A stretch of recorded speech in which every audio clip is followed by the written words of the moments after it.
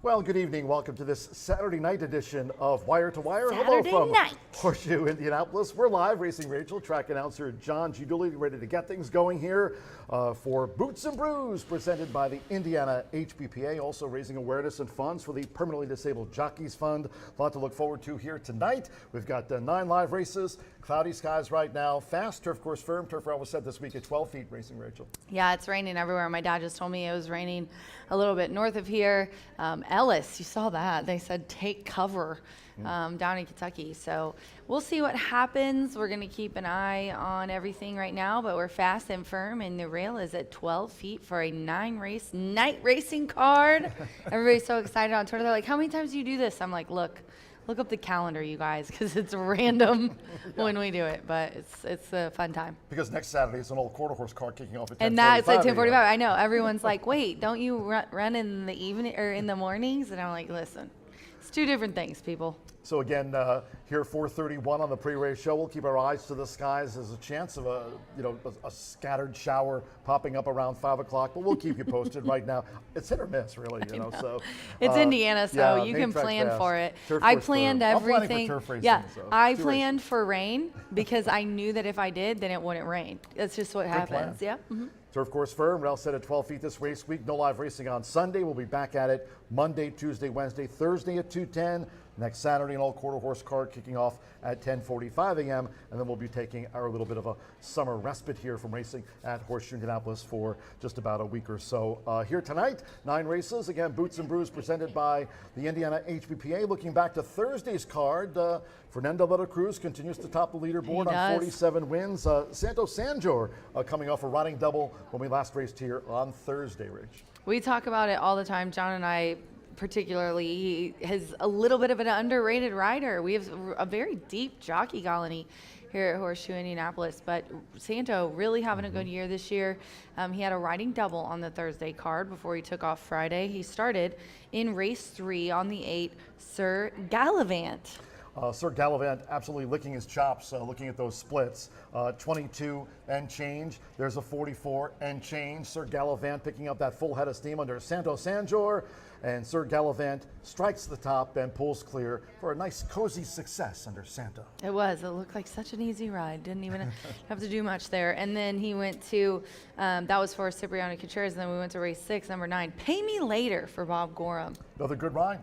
Sat right off the speed, which was Swift B. Pay Me Later pounced, and Pay Me Later holds sway through the stretch under jockey Santo Sanjor, adding to his meet total here this season. As we mentioned, Fernando de la Cruz leads all jockeys going into tonight. 47 wins. Joe Ramos with 42. And on the trainer side of things, Randy Klopp topping the trainers standings going into our Saturday night Boots and Brews program presented by the Indiana HBPA. 32 wins for Randy Klopp, looking to defend the title here this season. Really nice victory. Cupid's Runaway under Joe Ramos, 109.40 also on Thursday's card. He's now an 11-time winner, Cupid's Runaway. Oh, yeah. He definitely, we need to watch him because we're only halfway through the meet. So we'll see how that goes. But, yeah, Cupid's Runaway, very nice horse. And, oh, I didn't take off Ethan and Aaron's note. Don't say that. But we did have the Exactamundo finalists. I can't wait to congratulate them. Contest on Thursdays here, Exactamundo. Every Monday it's Dooley's Legends. That'll be back this week. And of course, all of you Racing Rachel's Warriors for our Wednesday contest. But we've had on Thursdays Exactamundo. And that contest also presented by the Indiana HBPA. Yes, we do have a wonderful contest tonight that is completely free. It's $2,500 up for grabs today. A very special high purse for our contest, and it's going to be on races 3 through 8. 6 races total. You have to have the entries in by 6:20 on the first floor, OTB at the contest counter, and you can also submit them online at horseshoeindycontest@gmail.com. The top 6 win prize money, $1,000. $1,000 tonight to the winner of our Legends contest presented by the Horsemen's Benevolence and Protective Agency Association. And Rachel mentioned Exactamundo. The final will be this coming Thursday. We've got the top 10 players advancing to the final, $1,200 final, and the champion in Exactamundo will be crowned this coming Thursday here, as we talked about that contest. John Anderson, 4 ladies and Kim 6 Mosier, men. yeah, Greg Troutman, Molly Christina, John Anderson, Cindy Kinsley, Ron Venturini, Gerald Cox Jr., Mary Tolles, Jim Mack, and David Browning. They're the 10 that will go for the top prize here on Thursday for Exactamundo. All finalists have been playing online. Shocker. Winner's Circle promotion, win photo promotion. You get to go to the Murphy Trailer Sales Winner's Circle, have your picture taken with the winning connections. That being presented tonight by iToba. We certainly appreciate them. And be sure to enter. I mean, free to enter, and you get a chance to smile in a Cody photo. This is great being sponsored by the iToba here tonight. Yeah, we're really excited to partner with them on the Pick 4 and the win picture, among other things, but they did the hat contest on Derby Day. Very excited. If you would like to be a part of the Indiana Thoroughbred Owner and Breeders Association, visit us online. It's super easy. It's a wonderful program if you want to get started in horse racing. And tonight, if you've ever wanted to be in the win picture, it is completely free to sign up. Just head to the table. It's right there in front of my awning studio, right on the edge of the awning as you walk out onto the apron. So be sure to check that out this evening. A lot of people asking me about the Jack Daniels girls being here tonight. I know you more about that. And of course, Jack and Coke. That sounds refreshing on a summer night here for $8 downstairs. The girls are here. They've got swag, and I should have brought some because I grabbed some of it. They've got the koozies that they're the slap kind, like a slap wrist, so they wrap around your can. Bandanas, t-shirts, we've got all kinds of fun stuff, and they have a photo op. So if you see the girls down there, and be sure to try the Jack and Coke cans that we're featuring here today on the apron downstairs. We also have Coke Zero, so if you're on a diet, definitely check out Jack and What Coke. are you looking at me for? No, I'm just laughing at myself. So yeah, Coke Zero as well we have available downstairs for our wonderful promotion to promote Jack Daniels cans tonight. The girls will be here in a little bit. Today, Boots and Brews presented by the Indiana HBPA. In addition to our 9 live races, 8 thoroughbred races, and we'll close the card with a quarter horse dash. That around 9:30 p.m. Eastern. The first is off at 5:10. Performance-wise, we've got Joe Hess here. We've got the Mechanical Bull. We've got the Western Town Shootout that Rachel will be challenging me after the 5th race here tonight for Boots and Brews. Looking forward to that. Face painting, $2,500 Legends contest. You touched on that. Food trucks, and also, as I mentioned, raising awareness and funds for the permanently disabled jockeys. Most importantly. Fund. Very important cause. I've got my pin on. I know I left mine off, but represent. I'm going to put it on. Yeah, PDJF will have a race named in their honor. If you'd like more, to learn more, to donate on the web, just go to pdjf.org. That's pdjf.org. If you'd like to find out more or even contribute to the Permanently Disabled Jockeys Fund, we'd love you to do that here tonight as we take part in a PDJF fun night here in addition to Boots and Brews. I think they have a very easy way that you can pay with your phone on the website. Yep. I think you scan a QR code, takes you straight there, and you can just pay, because I know a lot of people, it's awesome that they do that, because a lot of people today, they don't have cash. So be sure to stop us, any of us, and if you would like to donate, these guys put their lives on the lines to entertain us and let us bet for this sport. So it's definitely a very important cause for us here at Horseshoe Indianapolis. You'd have cash if you've been betting Rachel's picks. She had 5 Don't winners say it. from 9 on Thursday. You're going to jinx me. And you got the iPad Pro in front of you. Talk about Brian. All the winners Jinx are right there. Brian. Brian also. He by got the way. the night Brian off. Yeah, he had another pick 5 hit. So Another pick 5 hit for $106. I'll tell you, when Jimmy, and that's the case tonight, Jimmy McNerney, Jimmy's had a share of success here too. Dude, he crushed it on Derby Day and the week before when he was here. Left and right winners. Tip sheets available for free. For free, completely free. We put them on social media as well if you're not here. Since I'll be beating Rachel in the Western Shootout tonight. I invited Jimmy Mack. That's after race 5. Nathan Klein will be calling the 6th race today here at the track. Nathan the other day did that triple header going from the standardbreds to Horseshoe Indianapolis just sometime around 11 o'clock at night at Hoosier Park in Anderson, then drove back all the way this way to like Greenwood. Kids obsessed. He's got stamina galore, Nathan Klein. So, yeah, to be young again. The 6th too. How about Nathan's notes? What do we got? Let's talk about Nathan's notes really quickly. In race 4, which is the start of the late pick 4, a key race, and little Jake's in there. He's pretty speedy. I've got him on top, but little Jake finished second. This is another time when my notes, it's like he knows what I'm going to pick. That's when my amazing. notes end up lining up with what Nathan puts notes about, makes me happy. Little Jake has finished second 7 times in 11 ounces, only been worse than second twice. Very consistent guy. And then if you go to the next race, that's race 4. If you go to race 5, he also has rivalry alert. This is the 2 Latigo and the 3 Mollystown, 7-time facing each other since September of 2024. Latigo currently holds the edge. Yep. I love it. I call it knocking heads. I swear to God, it's like they just go back and forth between each other.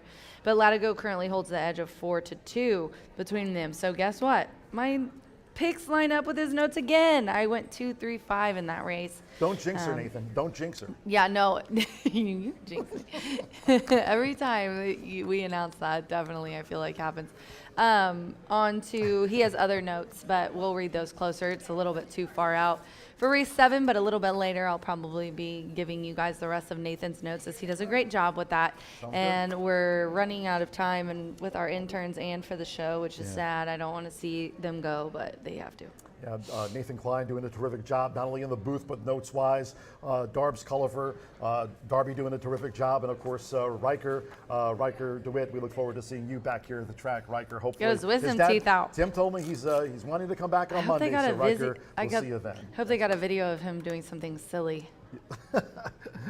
Thank you to our big sponsors this year. Terrific night of racing ahead, and again, raising awareness and funds for the Permanently Disabled Jockeys Fund on Boots and Brews, presented by the Indiana HBPA. We salute our sponsors this year: Woodford Reserve Tequila Herradura, Breed Development, Murphy Trailer Sales. They are the Winner's Circle sponsor here at Horseshoe Indianapolis. Terrific customer service and loyalty since 1984. You can reach out to them at the number you see on your screen. Our tote board and starting gate sponsor, back with us for another year of racing here. Thoroughbred and quarter horse action through November. B&H Electric, they've got locations in town, Seymour and Bloomington. They're on the web at bh-electric.com. And Indiana's Giant Hubler. A lot of people taking the roads during the summer. Of course, we'll have our little summer break between the 21st and 26th of this month. So a lot of us will be hitting the road. If you'd like to hit the road in a brand new Ford, reach out to them at drivehubler.com. Locations in Shelbyville and Franklin. If you're going to their website, tell them Racing Rachel sent you. Maybe you'll get a good deal.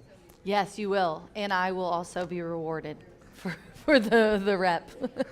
Social media, we've got you covered, talking about the track condition. We'll keep up the speed. Rachel sent it out really early this morning. I followed up just to mention that we are fast and firm. And again, if there's any updates, we'll certainly keep you posted here live. You can follow us on X at John G. Dooley. That's me. Racing Rachel at Racing Rachel M. Martha Clausen will be along later tonight to talk about that quarter horse dash to wrap up Boots and Brews, presented by the Indiana HBPA. There's Martha and Martha Clausen. Brian Aragoni with the night off. B again coming off a nice pick 5 hit when we last raced on Thursday. You can reach out to Brian on X at Mr. B Analyst. And also track-wise, we've got you covered on X, on Instagram, also YouTube. Subscribe to our channel there at Horseshoe Indianapolis Racing. And I know Jimmy McNerney about to join us here too. So Jimmy Mac. And Jimmy's on X. Jimmy Mac is back on X, so that's good Oh, news. that was a huge deal in the Twitter universe when that happened. Bugsy's following X him. or whatever. Main track fast, turf course firm, turf rail set at 12 feet. Quick commercial break here on this Boots and Brews night at the Shoe. When Wire to Wire returns, none other than Jimmy McNerney. Jimmy Mac at the track. About to give you the 50 cent J-Mac early pick attack. 5 right after this. Look around. Spring is here. And no matter what you're planning or planting, it's nice to know Hubler Ford's got you covered for 200,000 miles. During Hubler's Spring Forward event, save big on a new Ford. You pay what we pay. Ford employee pricing for everyone. So spring forward, knowing Hubler's got you covered for 200,000 miles. DriveHubler.com.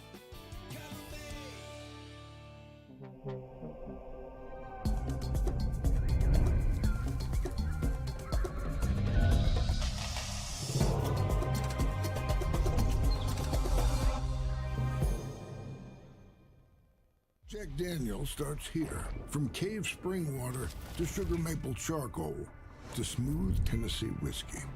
Made by those who pour everything into their craft.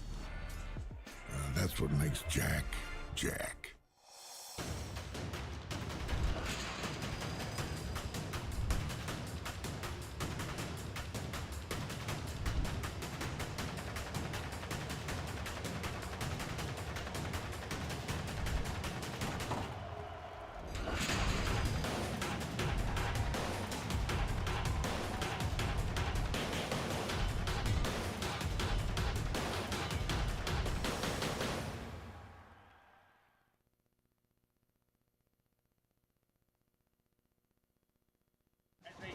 When it comes to horse racing, you can never have too much information.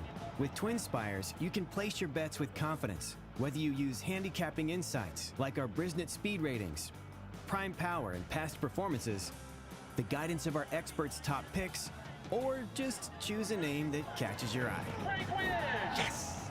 No matter how you pick your horse, bet with Twin Spires. And now you can race to victory with Twin Spires tournaments.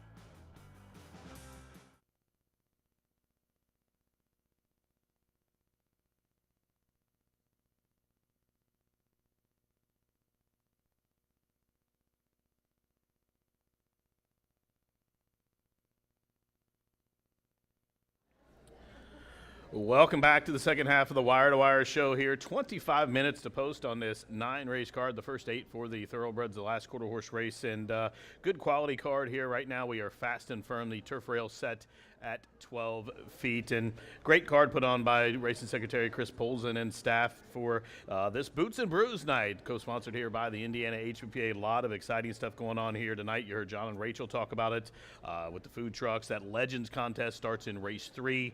Race 338, you want to get that in to the OTB down there on the first floor. Entries are due back just before the start of the race 3, so you want to get those in around, prior to 6:20 if you can. So a lot of going on. You heard about the Winter Circle promotion. You want to get your picture taken in the Winter Circle. You can register for that as well. Of course, the Jack Daniels girls. A lot going on here at the track, including a couple of pick 5s I'll talk about tonight. And race number 1 does kick off our early 50-cent pick 5, and expect to be a sizable pool here. Just a short field to kick it off with. This first race is the allowance race for the filly 3-year-olds, restricted to the sophomore fillies. As a first level allowance race, optional claiming tag of $75,000 to start off the show, and they'll race a mile on the fast main surface. Just a field of 5 set to go here, and right now at 9-5, number 5 Zagruta. That's 1 of 2 in here from the Brad Cox barn. That's where I'll single here to start the pick 5. As you see the ticket there, just a budgeted play, $50 play to start things off here, and we're going to bookend it with singles. We're going to go with Brad Cox in the first, back it up with a horse we'll talk about named Latigo in the 5th race, but start things off. I think it's Zagruta's race to win or lose here. 1 of 2 in here for trainer Brad Cox. And this one I would have to think jockey Fernando de la Cruz had his choice between that one and the 2, which is currently at 9-5. And Zagruta should get a pretty good toe into it. I think the horse could go to the front if needed, but should be able to set a good stalking trip here. Most recently off that starter allowance win at Churchill Downs on May 25th.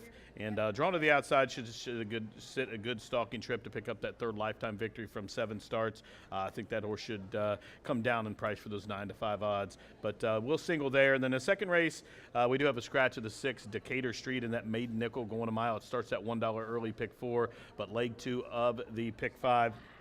Jockey changes in there on the 3 to McKinda Anderson, and the 5 Mitchell Merle. You get the rest of those changes here momentarily from John G. But Decatur Street is out. I'm going to buy the race. It's just a field of 5 left in there. I expect Rocket Socket to Me, the 4 horse in there, to be heavily favored with the Decatur Street out. I think Rocket Socket to Me will be odds-on favorite, but it's a horse that seems like it runs a good race every other race. Now this race is probably the time for it to run a good race, but you got a couple of horses in here taking a drop, like the 1 horse stretching out for the first time, and I just in a race that I thought was maybe Rocket Socket to Me's race to win or lose would probably be a single on a lot of tickets. I didn't want to single that horse there with those 2 short prices horses we're singling. I'm going to buy the race and move on to race number 3, where we will recognize the VFW post in that race, and it's an allowance race for the Indiana bred fillies and mares. I'll spread out 4 horses deep in there. We'll use number 2, She's a Whirlwind, from the Duran barn, who I think is going to be a really good price in there. You want that horse on every ticket. She chased She's My Huckleberry from the Fosdick barn last start, where She's My Huckleberry was allowed to get loose on the lead and just wired the field and won by 5. But She's a Whirlwind. She's better than she looks on paper. 1 win from 8 starts with 2 second-place finishes. That one's a versatile sort. She can go prompt the pace, or she can stalk and close. But I think you want to have her on your ticket at 8-1. Number 4, Shannon Del Mar, will use that one in there as well with Joe Ramos up. Just missed last start at the similar level when beat by Hoosier Promise. That one will be a short price, as will the 5, Matoli Secret. We'll use that one as well from the Elliott barn. This one, 1 win from 10 starts, but a little check getter, and she certainly needs everything to go her own way. She'll be close to the pace, but I'm going to also add in a horse who I think has a big shot in there. Number 7, War Trinket. War Trinket comes from the barn of Mike Lauer. We see Mike Lauer upset him all the time on nights like these, and War Trinket's 15-1, making that 3rd start off the layoff, 2nd start going long. I look for this horse to continue to improve, coming out of the same race as Matoli Secret. You're going to get 2-1 or lower on Matoli Secret, and Matoli Secret only beat this one, just 7-8 lengths last start, and I think this one will move forward. Is drawn to the outside, should get a favorable toe into the race. I'm going to go 2, 4, 5, 7 in there. Race number 4 will spread out a lot of our budget, where we'll head out to the turf course for the Indiana bred race, 7.5 on that firm turf with that turf rail set at 12 feet. And we'll use number 1, Little Jake. Little Jake may be a single on a lot of people's tickets as well. Little Jake, it looks to try to be the controlling speed in there. The horse romped last time by 12.5 lengths in that first level allowance race. That was the 2nd start of the season here. The horse is certainly a check getter. Can Little Jake get beat? Yes. Will he be a short price? Yes, he will. He's raced 11 times with 2 wins, 7 second-place finishes, so 9 for 11 in the money. I expected the horse to be right there. Little Jake, I could understand if you wanted to single and move on, but I'm going to add some value just because I see those 7 second-place finishes from 11 starts. We'll use 2, Tour the Moon, who just missed last start at similar. Indocumentado, it's one that's made over $130,000 for Louis Gerardo. Tries every time, will be a big price. And then, of course, we'll add the 9, Adios Ashwood. I like the rider change here on Adios Ashwood to the journeyman Alex Achard. I think he rides the turf much better than the apprentice. And then number 10, Silent Sonata. That's another one that always shows up here at the track. That takes us to race number 5, where it's a wide open allowance race for the Indiana breds, and a field of 6 here. 5 opponents trying to take on Latigo, and Latigo's been a tough customer here. Randy Kopp's been a tough customer as well. Leading trainer right now, and Latigo fresh off that 2-race winning streak where he crushed many horses in here throughout his career, and in fact just beat the horse that is going to be second choice in here, Mollystown, in the Nobody Listen Stakes. That 6 furlong sloppy track stake back on June 25th where he romped. This one can go to the front. I do think there's a little bit of pace in here. I think Classic Mac has to go. Tiz Eddie probably will prompt in Molly's Town, but Latigo should sit a good trip. He's one of those horses you can turn off and on at any time. So if the pace is slow, he'll go. If not, he'll sit and stalk. And I look for the horse to pick up his 12th lifetime victory from 24 starts. Right now, he's 40% lifetime win. Randy Kopp's got a couple of those in his barn. We've seen Cupid's runaway win here this week. He's 11 for 15 now. And I look for Latigo to be a 12-time winner from 24 starts after this race, in race number 5, where they race for $45,000. Indiana breds. These are the sprinters. We see these horses face off against each other all the time. And Latigo, although has been beaten by Molly's Town maybe and win me over a couple of times, he's certainly got the better of them. And 3 to 5 in the program, and rightfully so. I'm going to single him here in the back part of this pick 5. 50-cent base bet. It's just a $50 play. We'll start it off with the Brad Cox. We'll try to end it with Randy Kopp, and we'll spread out all the way in between, as race number 5 starts at $1 Itoba late pick 4. But race number 1 up here in just about 17 minutes at Philly 3-0 allowance race. The Brad Cox horses right now 9 to 5 and 8 to 5 in here. As we are just about to take a pause for the cause here, we'll send it up to John G. Dooley. He'll give you the program changes for this 9-race card. Right now we're fast and firm. Good luck.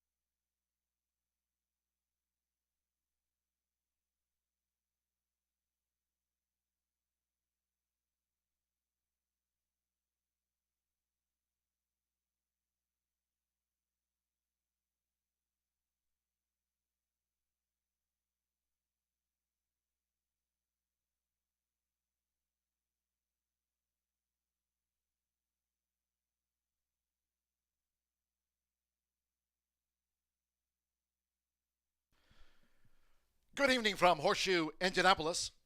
Hello now from the broadcast booth. Track announcer John G. Dooley. Great to have you with us for Boots and Brews, presented by the Indiana HBPA. Tonight, raising awareness and funds for the Permanently Disabled Jockeys Fund. 9 races on tap, cloudy skies 80s. Main track fast, nearing the first. Turf course, a couple of them carded for the turf course tonight, rated firm. Turf rail was set at 12 feet. This race week, we are fast and firm tonight. If you have your programs close by, let's take a look at the changes and corrections on tonight's racing program. Mile starts off the 50-cent early pick 5. No scratches here, all 5 run. 1 rando, a jockey change to Rodney Prescott. Rodney Prescott will ride number 1 rando. 3 curls, night out, and 1 pound to the lister program weight. 5 run in the mile opener. Race 2 of our 9 here for Boots and Brews, maiden mile. Scratch number 6, Decatur Street. With that scratch, there'll be no superfecta wagering. No superfecta, scratch the 6, Decatur Street. Rider changes. 3 predecessor, the jockey will be McKenna Anderson. McKenna Anderson will ride number 3, predecessor. Number 5, Believe in Dreams, a change of jockey to Mitchell Murrell. Mitchell Murrell will partner the 5 race maiden, number 5, Believe in Dreams. 1, Genie's Faith, 2 pounds over the listed program weight there. On to the third we go. Third race tonight as we welcome the VFW Post 2693, Greenfield, Indiana, here to the track. Third race at 6:22. There are no scratches, no jockey changes. Number 2, She's a Whirlwind, plus 2 pounds. Number 6, Hazel My Candy, 1 pound over the listed program weight, all 7 run. In the fourth race, 1 of 2 on the turf course. Fourth race starts the 50-cent late pick 5 tonight. There are no changes in the fourth, all 10 run. Race 5 and the State Bred Sprint, no changes, due at 7:25 p.m. No changes in race 5. In the 6th race, on the turf, no changes, here all 8 run, race 6 at 7:55. In the 7th race, another mile on the card tonight. Number 7, I Made It, has been scratched. Scratch number 7, I Made It, from the mile. Race 8 in the maiden sprint. There are no scratches, no jockey changes. Number 4, Junkyard Justice, and 1 pound to the lister program weight. Makes it there now 114 corrected. No scratches, no jockey changes in the maiden sprint. And race 9 to close out Boots and Brews. Race 9 at 9:23. The do-off. Maiden quarter horse dash over the 350 yards. Fast track. Number 11, Relentless Annie, has been scratched. Scratch number 11, Relentless Annie. Scratch for the quarter horse maiden. Number 10, JB Corona Mi Perry. The jockey will be Saul Lopez. Saul Lopez on 10, JB Corona Mi Perry, and scratch number 11. There a look at the changes and corrections on tonight's racing program. It's Boots and Brews, presented by the Indiana HBPA. Tonight, raising awareness and funds for the Permanently Disabled Jockeys Fund. You can visit more about the PDJF on the web by going to www.pdjf.org on a Permanently Disabled Jockeys Fund night for Boots and Brews. Cloudy skies, 80s. Getting close to the top of the 5 o'clock hour. Horses in the walking ring for the 3-year-old fillies mile opener. 11 minutes away. Main track fast, turf course firm, turf rail at 12 feet. Make it a great night with us here at Horseshoe Indianapolis.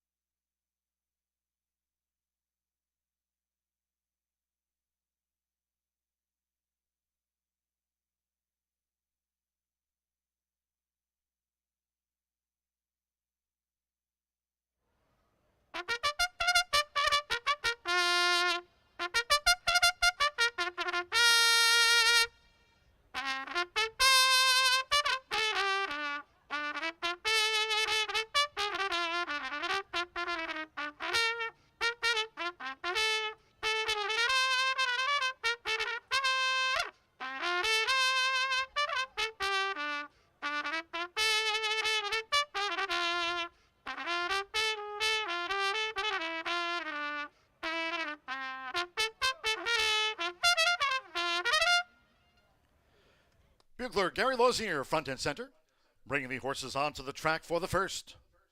Race 1 of 9 for Boots and Brews, presented by the Indiana HPPA tonight. Phillies Mile, a field of 5. No scratches. 1 Rando, a jockey change. There's Rodney Prescott. Rodney Prescott partners 1 Rando in the mile. 3 Curls Night Out to add 1 pound to the listed program weight, all 5 run. Race 1 tonight with exacted trifecta.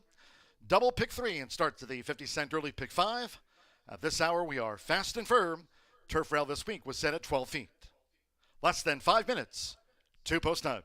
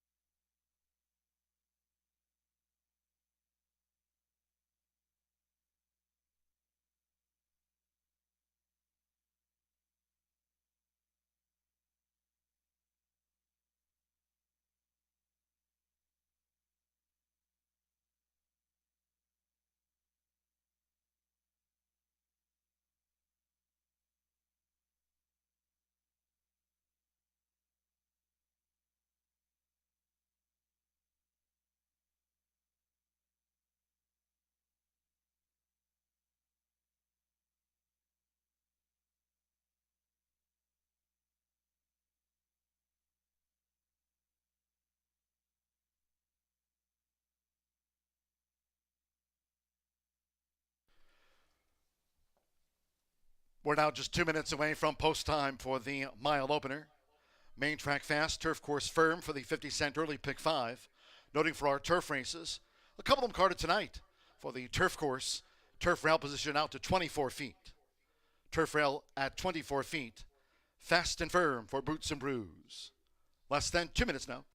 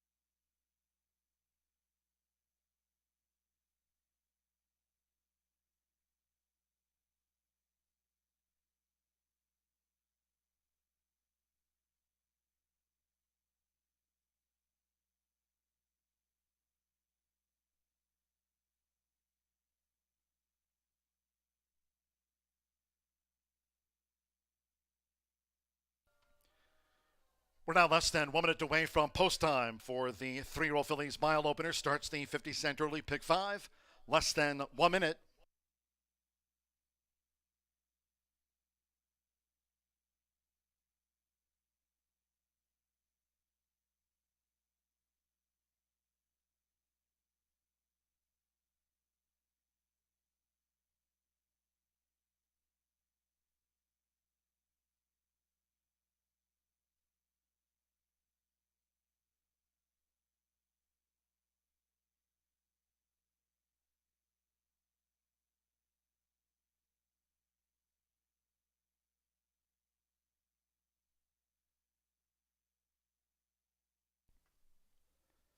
The horses are approaching the starting gate.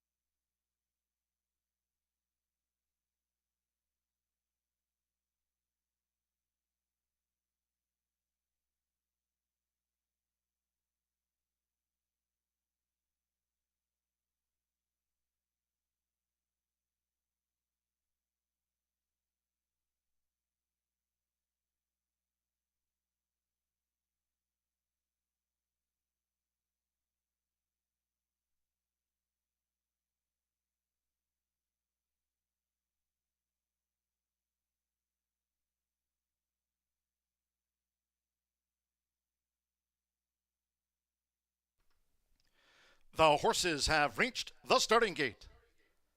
It is now post time. Loading Rodney Prescott, Rando, the first filly up. The Dollar Rosso in, Rando. Marcelino Pedroza Jr. with Painted Desert, like Zagruda, both here in the mile for Brad Cox. Painted Desert, the last out mile winner. Now Orlando Mejica, Curls Night Out coming up. 10-1 Curls Night Out. 3-5 on Zagruda. 2 back, Alex Achard with Royale with Cheese. One more at 3-5, the first favorite. Zagruda leading jockey Fernando de la Cruz with 47 wins here this season. Main track fast for Brutes and Brews Night presented by the Indiana HPPA. All in. Going and running at Horseshoe Indianapolis. Royale with Cheese sharply away. Curls Night Out, Zagruda with an early bid, Painter Desert in the Royal Blue, and Rando has dropped back to last as they enter the first turn. It's Royale with Cheese. The early leader with Alex Achard, Royale with Cheese, has made a very easy early lead at the 6.5. Fernando de la Cruz and Zagruda second on the outside and up with its leader as they go to the back of the track. Curls Night Out, then to the inside is Painted Desert, and one more to Rando, who trails here in the Saturday opener. The first two of 8 furlongs. 26.08 seconds. There's no early pace on as Zagruda will now take the initiative. Zagruda has taken a short lead from Royale with Cheese, who just yields the front. Curls Night Out is running a close third there for Orlando Mejica as Zagruda is again joined by Royale with Cheese. Head-to-head past the half-mile pole.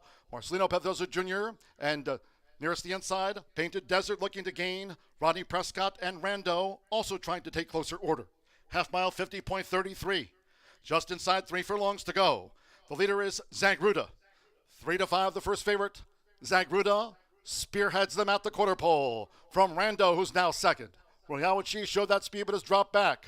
Curls Night Out and Painted Desert is last. As these 3-year-old fillies straighten away, it's Zagruda in charge for Fernando de la Cruz.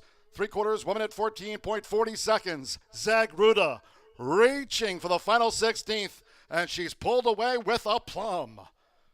Rando's been left back in second. Curls Night Out will be third best. Zagruda strolls home. Won by nearly 7 from Rando. Curls Night Out finished third.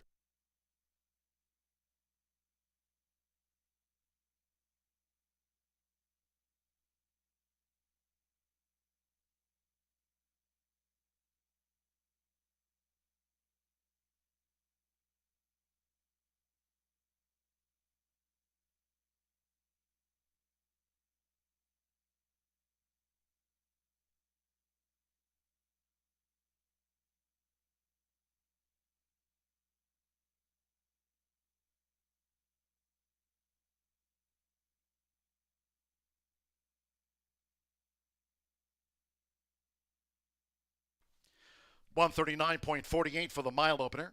139.48, 513, and Royale with Cheese was the fourth filly after the mile. 5, Zagruta.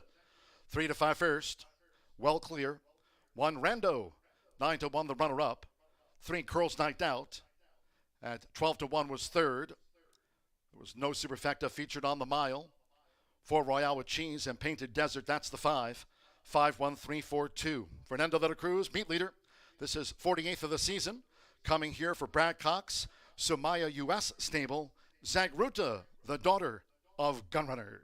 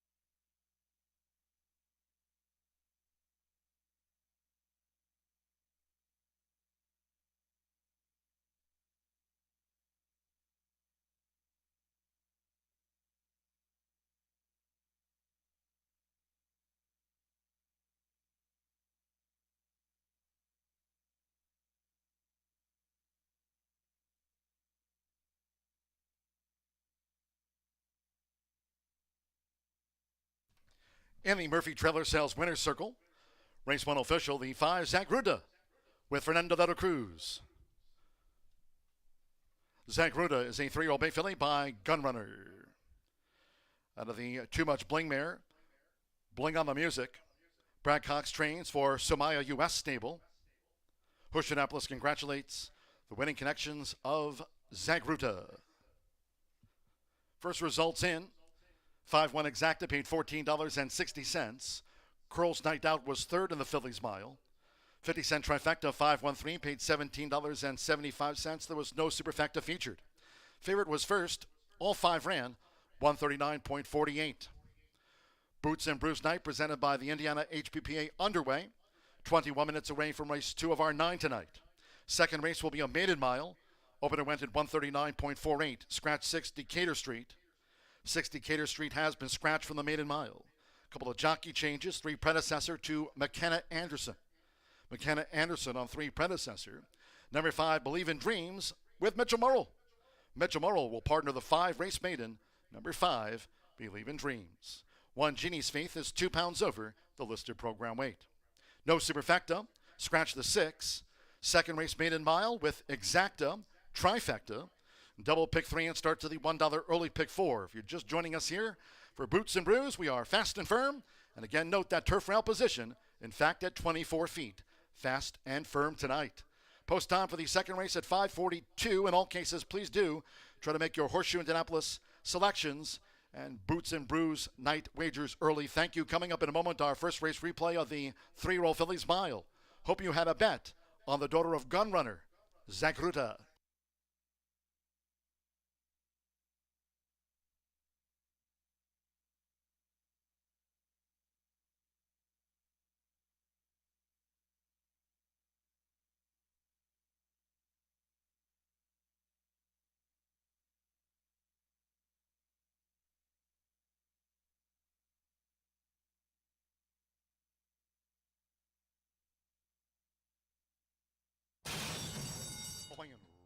Running at Horseshoe Indianapolis, Royale with Cheese sharply away.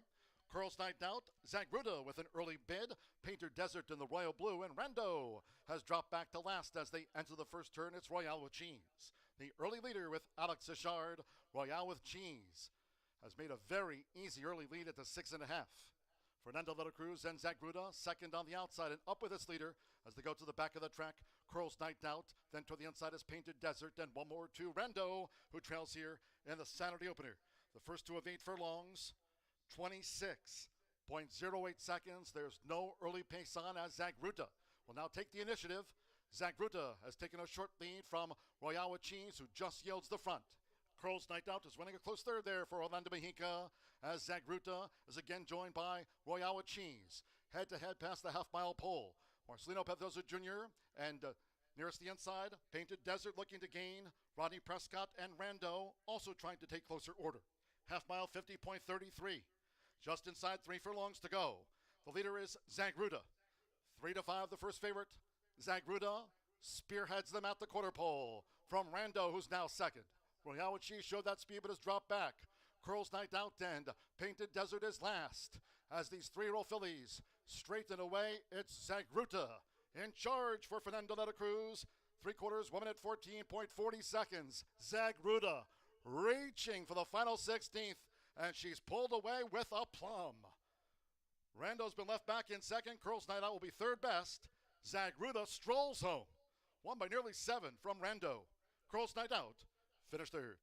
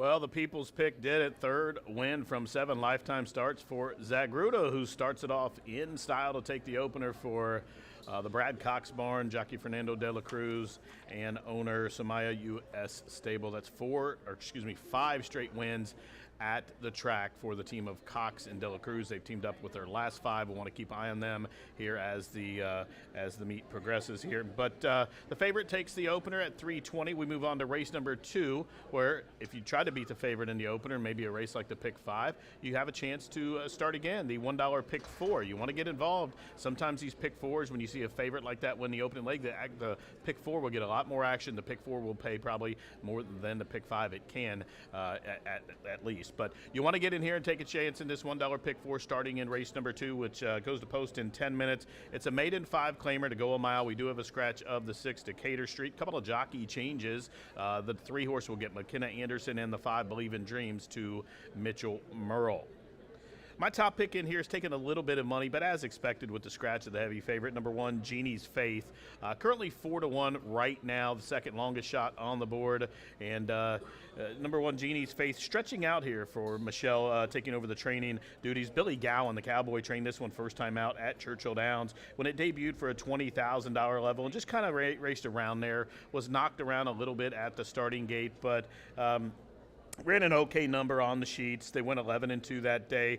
Drawn the inside, stretching out. I think stretching out's the key here. This is a daughter of Algorithms out of a mare that was by Blame. So you see Ricky there with the hot hand, going to try to tighten the overgirth here on Genie's Faith. I just think the class drop, the potential pace setup, or maybe lack thereof in here, I think Genie's Faith is going to be a lot more forward. I think stretching out with that rail draw, she's going to have to go here. And she gets Santo Sanjur. We talked about him on the Wire to Wire show, fresh off that riding double the last time we raced here. But the horse looks good in the paddock. You see her coming out of the stall after they tightened that girth on her, and she seems to be striding out well. I like to see horses with their ears up. She's taking in things, going around. She's not overly exerting herself, not hot, would you say. But Genie's Faith at a good price at 4-1. She's going to be my top pick in here in a race that I think is absolutely wide open. Now, number 4, Rocket Socket To Me. Expect this one to go off as the heavy favorite, and Andre Shuola gets a call here for Tim Eggleston. A lot to like about this horse. I think the horse is going to be a short price, and deservedly so, but it's a 5-time maiden, and the last 4 starts have been okay. This is the 3rd start off the claim here for the Eggleston family. They do win at about 25% when they come 3rd off the claim. Pretty much above 20% in every category. Sprint to route, they're 22%. Their second time routing, 25%. But this one, I think, it's kind of a little bit inconsistent, although you see a 4th, 2nd, 4th, 3rd on the form. I think every other race the horse runs a little better. If you go 2 back, that's probably the best races in terms of numbers and speed figures that Rocket Socket To Me's ran that June 16th. That was at a route distance, and the horse ran a really good race, was in fact beaten by stablemate that day. No rematch, also from the Eggleston barn, but that one's not in here, obviously. And in a race that's wide open, I think Rocket Socket To Me merits a big chance. I thought it was just going to be a little too short a price to swallow. I expected this horse to go off as the heavy favorite, but if you're playing a multi-race wager like the Pick 4, the $1 one that starts here, you got to use that chestnut with that big white blaze there, Rocket Socket To Me. Using a couple of short price horses on top here. I'm going to add some value here for my 3rd place horse. That's number 2, Improbable Story. Indiana's own Rodney Prescott, native of Jay County up there in Portland, Indiana, has the call. Rodney has ridden around here for many, many years, won several thousand races, a few thousand in fact. Terry Vaughn, also an Indiana native, is the owner and trainer of this 3-year-old. He's raced 13 times, just has 3 third place finishes. But he's getting some major class relief here. The last 3 times he's been protected and restricted straight maiden races. The Mountaineer race was dismal. The race before, 11th beaten 15 lengths, did hop at the start, but way overmatched. But the time before at Belterra in the straight maiden race, ran a good race, good figures, came back, was 3rd beaten 9 lengths, kind of prompted the pace there and a speed favor and track that day. Prior to that, off that $7,500 3rd. So he did have 3 third place finishes 3 times in a row, going back to that second race here of the season on April 29th here at Indiana, where he rallied from next to last to be 3rd at 58-1 that day. We won't get that price on Improbable Cause today, but I expect this horse to move forward on the class drop, and the horse gets a huge rider change in Rodney Prescott, go all the way back in the horse's form, and He hasn't had a rider with the hands and the talent of Jay County native Rodney Prescott, who's about to get the leg up here. As Brandy Bell, the paddock judge, has given riders up orders. You see Ricky giving a leg up there to Santo Sanjuro, my top pick, number 1. Jeannie's Faith, she's a daughter of Algorithm. She's 3-1, and she's my top pick. Good luck.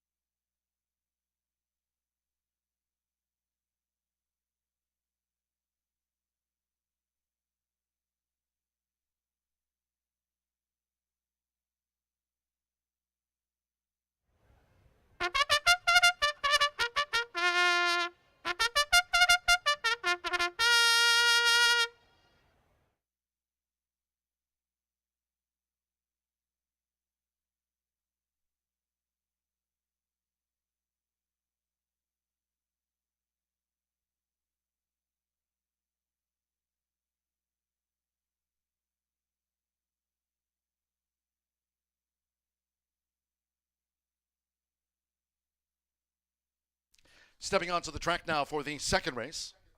This maiden mile, a field of 5. Scratch 6, Decatur Street. Scratch the 6. 3 predecessor, the jockey McKenna Anderson. McKenna Anderson here on number 3, predecessor. Number 5, Believe in Dreams, the jockey Mitchell Morrill. Mitchell Morrill rides the 5 race maiden, the 5, Believe in Dreams. 1, Jeannie's Faith is 2 pounds over, exacta trifecta. Double pick 3 and starts with the $1 early pick 4. 3 minutes to post time at 5:42 for Boots and Brews. 3 minutes to get a bet on.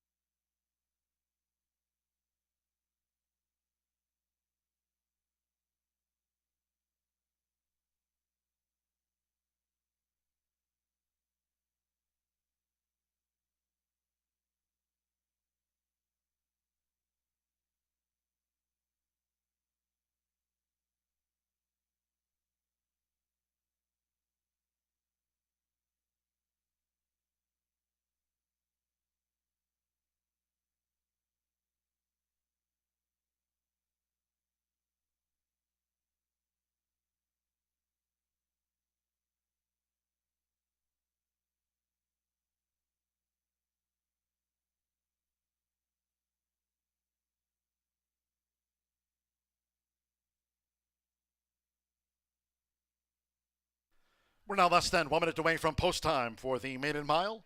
Starts the $1 early pick four tonight for Boots and Brews. Fast and firm, less than 1 minute.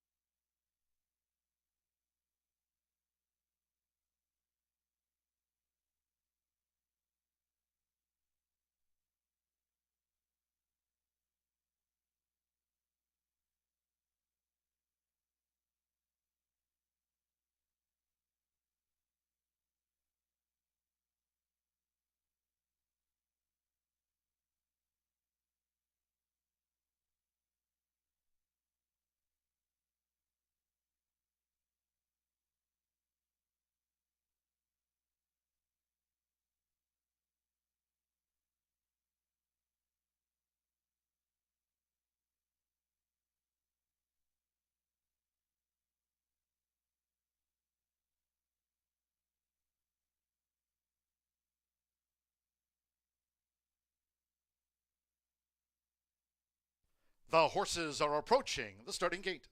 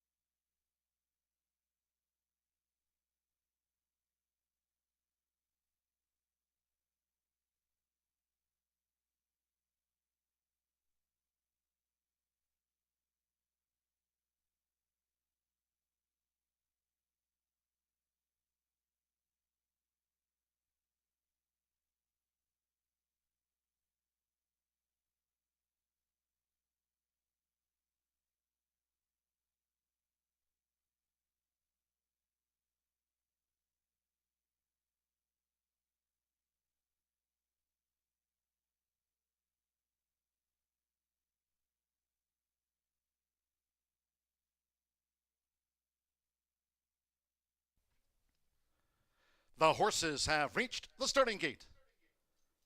It is now post time. Loading in front of starter Ray Kuick. Santos Sanjor with Genie's Faith.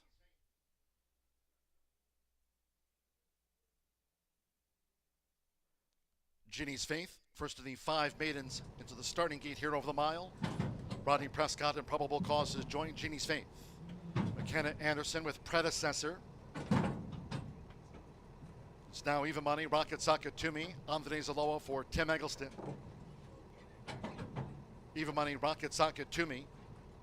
One more, Mitch Murrell with 5-time started Believe in Dreams. Over the mile, seconds of the night from Horseshoe Indianapolis. They're in the gate. And they're off. Improbable Cause broke sharp. Predecessor in the royal blue and white halves of the white cap. Rocket Socket Toomey to the early lead. Nearest the inside is Genie's Faith and Santos Sanjor with the black helmet. It's Genie's Faith. Genie's Faith up the inside to take the early lead as they go to the back of the track. After a sharp start, Improbable Cause is right there with, on the outside, Predecessor, and deeper out is Rocket Socket Toomey. Will settle back by Mitchell Murrow. Believe in Dreams trails the quintet. The first 2 of the 8 furlongs in 24.14 seconds. Now, between horses, Predecessor is vying for the early lead with on the outside Rocket Socket Toomey, who's forged in front. Short lead, Rocket Socket Toomey for Andre Zaloa, making this run near the half-mile pole. McKenna Anderson and Predecessor second at the inside. Now Improbable Cause is starting a bid for Rodney Prescott between horses. Believe in Dreams is right with him. And after showing speed, Genie's Faith has dropped back to last, soon ridden. They have just over 3 furlongs to go. Half-mile, 48.26 seconds, Rocket Socket Toomey. Rocket, Socket, to me. The son of Free Drop Billy leads them toward the quarter pole. Leads Believe in Dreams, who tries to narrow the margin toward the inside. Improbable Cause is running in third. Predecessor Vibe, but has dropped back. Genie's Faith showed speed, but has dropped back too. They come toward the top of the stretch. It's Rocket, Socket, to me as they turn for home. 3/4, 1 minute 14.40 seconds with Andres Ulloa. Rocket Socket to me looking to land the winning blow. Rocket Socket to me is clear by 6 in the furlong rounds. Improbable Cause is just in second from Believe in Dreams, who's now struggling home, and Predecessor on the outside. They're close to the finish. It's Rocket Socket to me. Rocket Socket to me on top. Improbable Cause holds Predecessor for second. Believe in Dreams, we trail back to Genie's Faith.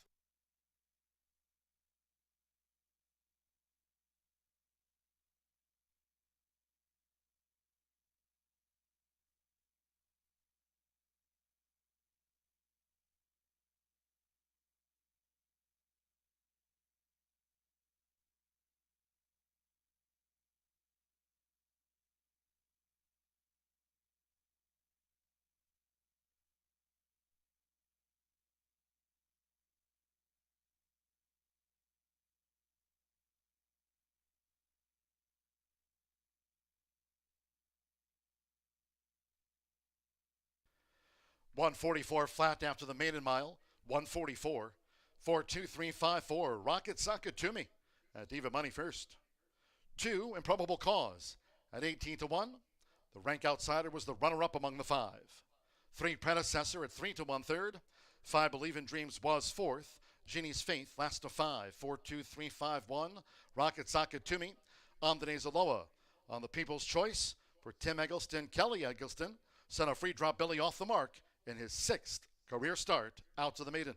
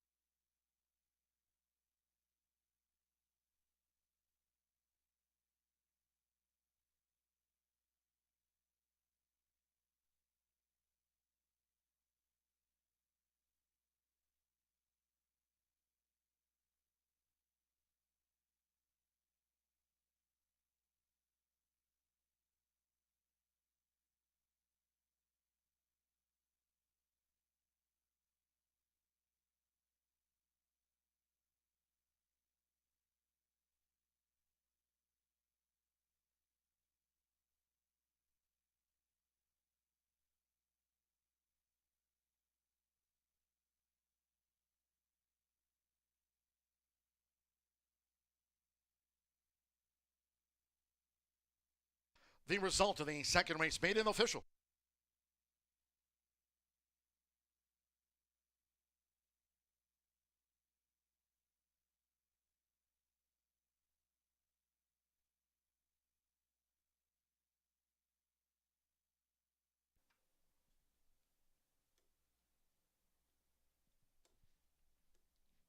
Stepping into the Murphy Trailer Sales winner's circle, the 4, Rocket Socket to me with Andres Ulloa. Rocket Socket to me is a 3-year-old chestnut gelding by Free Drop Billy. And a Sweet Moon by Mabry's Boy. Tim Eggleston trains, Kelly Eggleston owns. Horseshoe Indianapolis congratulates the winning connections of Rocket Socket to me out to the maiden ranks tonight here at the Shoe.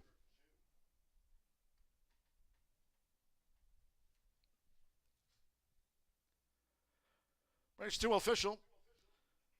2 in the books here on Boots and Brews, presented by the Indiana HPPA, raising awareness and funds for the Permanently Disabled Jockeys Fund. You can visit them on the web at www.pdjf.org. 4-2 exacta, $42.40. 50-cent trifecta, 4-2-3, $25.25. The Zag Ruta to Rocket Socket to me double after the miles, 5-4, $2 double, returned an even $8. In the second race, maiden mile, 6 was the non-runner. Favorite, first, 5-face starter Ray Kuick, 144 flat. 27 minutes away from the third. As we welcome the VFW Post 2693 from Greenfield, Indiana, here to the races. Hope you're having a great time with us here tonight. Third race, there are no scratches, no rider changes. 2, She's a Whirlwind, 2 pounds over the listed program weight. The 6 Hazel My Candy is a pound over.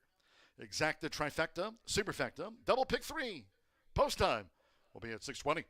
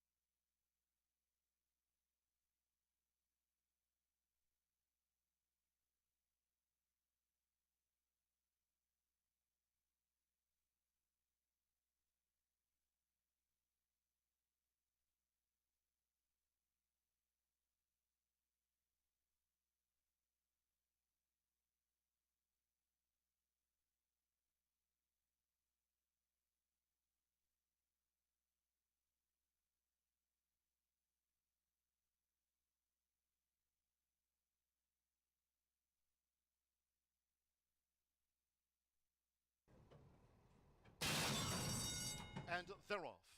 Improbable Cause broke sharp. Predecessor in the royal blue and white halves of the white cap. Rocket Socket Toomey to the early lead. Nearest the inside is Genie's Faith and Santo Sanjor with the black helmet. It's Genie's Faith.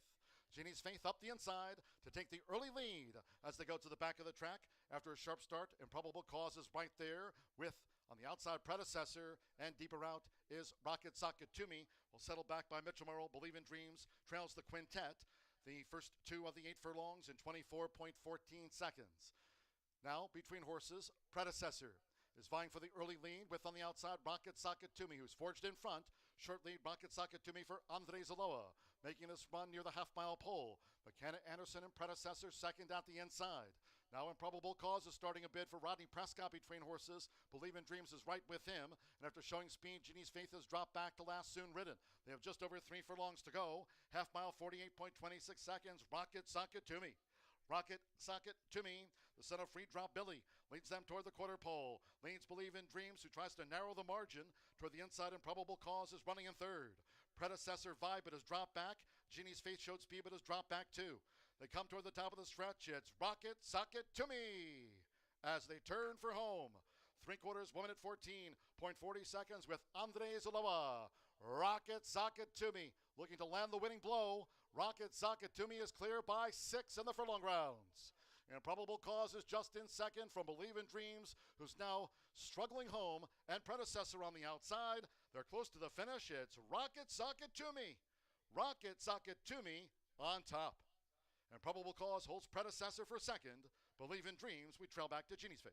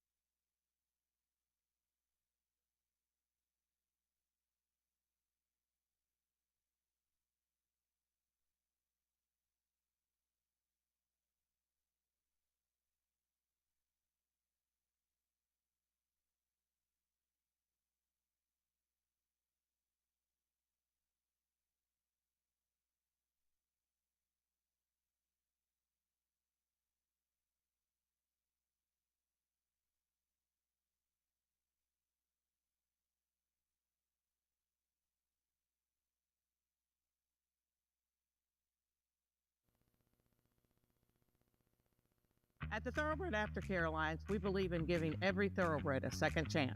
And thanks to you, the owners, trainers, breeders, and every supporter, you've created a ripple effect of change that's helping these magnificent animals move on to new careers and safe, fulfilling lives after racing. Every single donation, whether big or small, is contributing to a brighter future. But this race is just beginning. Because of you, we have gained incredible momentum and we're ready for more. Look around. Spring is here. And no matter what you're planning or planting, it's nice to know Hubler Ford's got you covered for 200,000 miles. During Hubler's Spring Forward event, save big on a new Ford. You pay what we pay. Ford employee pricing for everyone. So spring forward, knowing Hubler's got you covered for 200,000 miles. DriveHubler.com.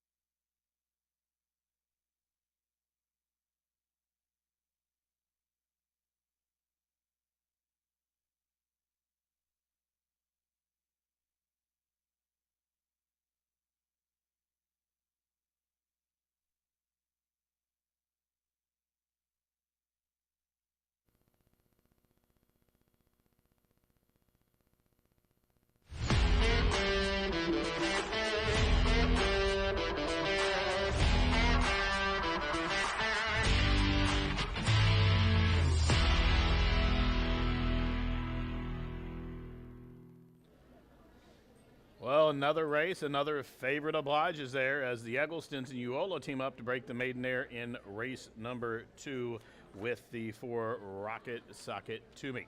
On to race number 3. We'll stretch out to a mile and 16th here for this Indiana bred filly and mare allowance. This is a first level allowance race or never won 2. The first level meaning horses have not won a race other than a maiden race, a claiming race, or a starter. Those are not counted in this, or they've never won 2 simply in their life. Going for a hefty purse here, $38,000 for the state-bred Hoosier fillies, a mile and 16th on this fast main. Now, we do have a field of 7 in here, kind of a well-matched race to start off this pick 3 for the VFW Post 2693 in from Greenfield. Straight up Route 9, just down the road from the track. Welcome in the VFW Post 2693, celebrating here at the track tonight. So a field of 7 here in race number 3, and number 5, Matoli's Secret. Currently right now the co-favorite, now it's the sole favorite, as she goes 2-1 by herself. She's a daughter of Matoli, racing for the Elliott barn. Michelle Elliott sends this one out, fresh off that second place finish, just missed in her last start when trying the dirt route for the first time here of the meeting, and made a run at See You in a Bit and to try to run her down. She did have a little bit of rough go earlier and was parked out a little bit wide, but she's faced some serious Indiana breds throughout her career. She was 5th, beaten 10 lengths on the turf. They tried her on the turf. You would think with that dam side that she would want part of the turf, but I think she's a better horse on the dirt, and evidently the connections think so too. But you go back to that race 3 back at that sprint race against Hot Middles. Hot Middles, of course, is a stakes winner from the Richardville barn. Wicked Vet we'll see here Thursday. The race before that, off pitch in that stake race at Miss Indiana. Royal Justice was second that day. She came back and just won the stake race here on the Indiana Derby undercard. So this one's been keeping in really good company, facing a bunch of the toughest fillies in her division, both as a 2-year-old and now as a 3-year-old. She looks to get that elusive second career win, and I think she lands herself in a good spot. You see her in the paddock. She's just playing around with the lip shank there that just goes through to keep her mind on business, doesn't hurt her or anything. It's not uncomfortable. You see she's playing with it. That blue thing across her nose, that's a shadow roll with those black blinkers, all of that, of course, to keep her focused and keep her mind on running. And right now she's 2.5 to 1. I think she's a really good play in here. She's going to get some pace to chase. She's well drawn right in the middle. Evan Roman and Michelle Elliott teaming up here for a couple times in the past week or so. A horse that'll be a little bit of price is breaking down towards the inside. That's number 2, She's a Whirlwind. And Santos Sanjura will take over the riding assignment here for Antonio Duran. And this one is another one just off a second place finish in her most recent start. She ran in behind She's My Huckleberry, but She's My Huckleberry was loose on an uncontested lead, and She's a Whirlwind had to rally from midfield, and she did run on to be second. This is another one that's tried stake races. She was, in fact, ran 5th in a stake race here early in the meet, and probably should have been a stakes placed filly that day. Didn't get the greatest trip from the apprentice that day. She had a awkward start, bumped, and kind of run on too late. She had a big, strong gallop out that day. That was 5.5. The connections off that race probably thought that indicated she wanted to go long, because her only long effort to the time before, that was here last year, closing day, and she ran an off track and really didn't like that. But I think she likes the dirt. I think she likes a fast surface, and she definitely wants the route of ground with that pedigree and her running style, the way she's been. And she's going to get some pace to chase today. I don't necessarily think she needs to be that far back. She should be mid-range here for Santos Sanjura. She's the daughter of Santiva out of a Red Bullet mare, and she's going to be a decent price, and I'd have to use her on every ticket here. Breaking to the far outside, another horse who I thought would be a price, but currently right now is 5 to 1. That's number 7, War Trinkets. This one comes from the barn of Mike Lauer. Mike Lauer will give a leg up here to Alberto Burgos, and this one I think will have the benefit of 2 races over the track coming off that layoff. Sometimes the Lauer horses you will see here, they need a trip or 2 over the track, whether it be first-time starters or horses with experience like this daughter of V.E. Day. She debuted on May 22nd in her seasonal bow, 6 furlongs, and just kind of ran around there. The comment says through early, came back on June 12th in a 1.70 distance, and ran 7th, was beaten 8 lengths coming out of the same race as my top pick. I think it was kind of a sneaky good race, and I think she's a better filly than she shows. I definitely think she's going to move forward off that the 2-race tightener here after taking that break for the winner when she was put away. Now she's coming back, and in the route of ground, I think the extra added distance is going to do nothing but help her. My only thing is, it's kind of really a paceless race. Everlasting Spirit probably has to go. Maybe She's a Whirlwind to be closer. Matoli Secret obviously going to be right there as well. But for some reason, if the pace should get hot, War Trinkets can pick up the pieces. And I thought she'd be a big price. Right now, she's 5 to 1. I expect that to drift up a little bit here in race number 3, sponsored by the VFW Post. But I think it's all about Matoli Secret. We had a couple of short price horses win already here on the special evening card here at the shoe. Race 3 of 9 should be on the track momentarily, just 6 minutes to post. It does start another 50-cent rolling pick 3, and then of course race 4 will be up next, and race 4 will head out to the turf course, and that's where the late fire 5 will kick off. Post time for the 3rd in 6 minutes. Good luck.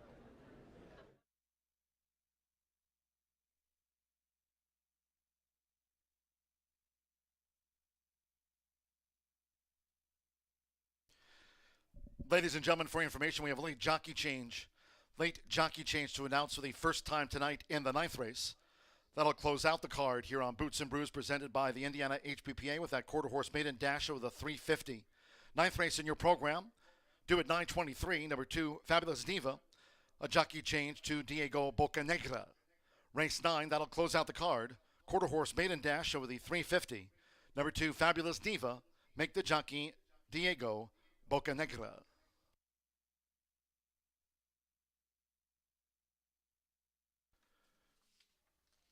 While we have your attention, congratulations to Patrick Braun, tonight's Itoba Winner's Circle Win Picture Photo winner.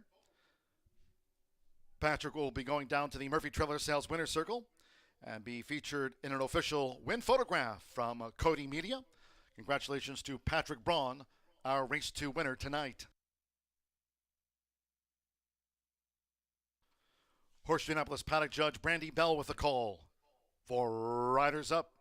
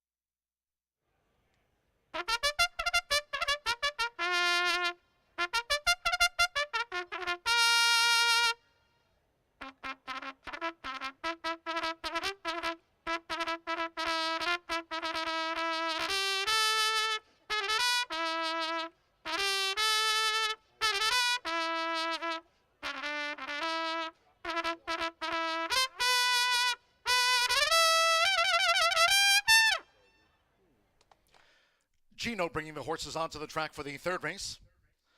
This race will be run over the mile and a 16th, a field of 7. All 7 fillies run. A couple of reported overweights. 2 She's a Whirlwind, 2 pounds over. Makes the weight there now 117 corrected. 6 Hazel My Candy at 1 pound to the program weight there. All 7 run. Exacta, trifecta, superfecta, double pick 3 as we welcome to the winner's circle the members of the VFW Post 2693 from Greenfield. Joining us here for Boots and Brews, presented by the Indiana HPPA. Parading with 2 minutes to post time, 2 minutes.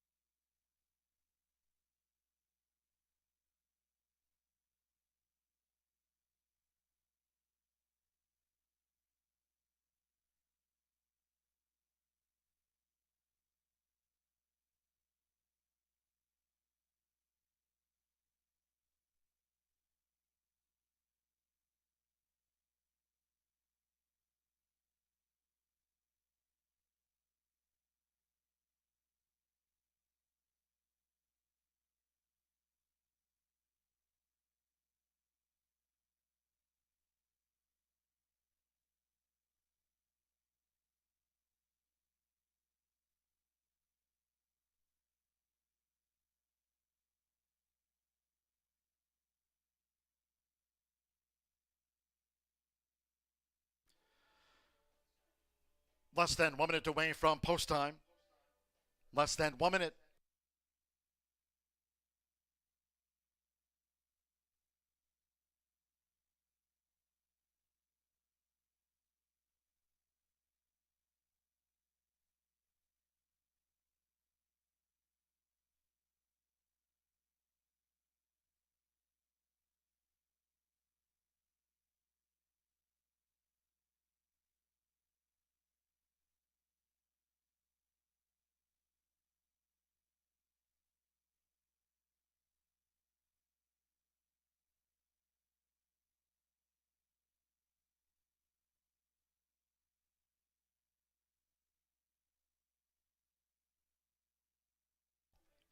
The horses are approaching the starting gate.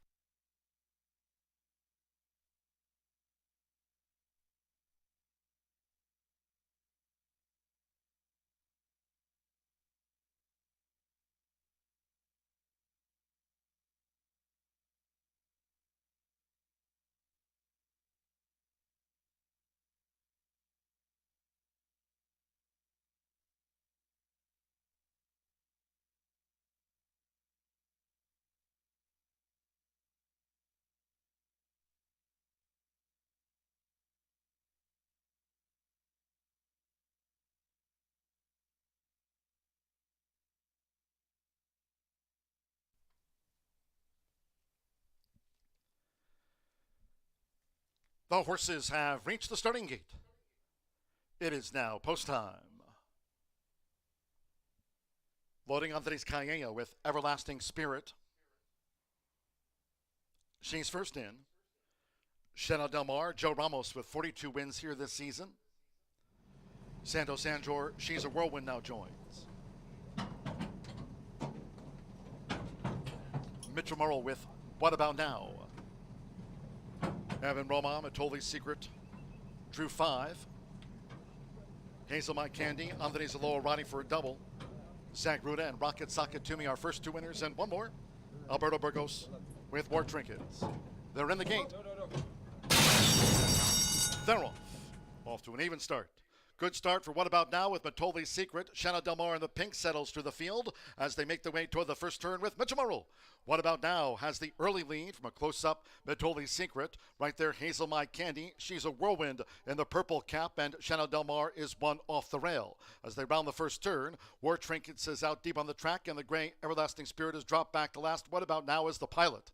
At the 6.5, it's What About Now. Nicely out in front, leads here by 3/4 of length. Matoli's Secret staying right with her. Hazel My Candy is 3 wide to the back. Saving ground is She's a Whirlwind with Shanna Del Mar between fillies. War Trinkets continues to cover a lot of ground. War Trinkets out there on the ledge, and Everlasting Spirit remains last. The opening quarter, 24.91 seconds. What About Now? With Mitchell Murrell, What About Now? This is a very easy lead to a half mile from home, and Evan Roman has Matoli's Secret right there with the leader. Hazel My Candy, 3 deep uncovered still. Shanna Del Mar looking to make progress. War Trinkets on the far outside is 4 lengths off these leaders. Then comes She's a Whirlwind, and Everlasting Spirit remains last. Half mile, 49.84 seconds. Matoli's Secret going for it now. Matoli's Secret took the lead. What About Now? Levitt has dropped back. Hazel My Candy poised for a bid for Andres Aloha. As these fillies turn for home, Shanna Del Mar and Joe Ramos moving Shanna Del Mar into range. War Trinkets, What About Now? Everlasting Spirit just picked up She's a Whirlwind. Heads are turned for home, 3/4. 1 minute, 14.66 seconds. It's Hazel My Candy. Shanna Del Mar continues to gain on the outside. Hazel My Candy with a 2-length buffer zone over Shanna Del Mar, who's trying to lift late. On the far outside, War Trinkets and toward the rail, Matoli's Secret. What About Now? Dropped right away with Andres Aloha. Hazel My Candy. Hazel My Candy wins by 3. Shanna Del Mar was second. War Trinkets third. Then Matoli's Secret and Everlasting Spirit.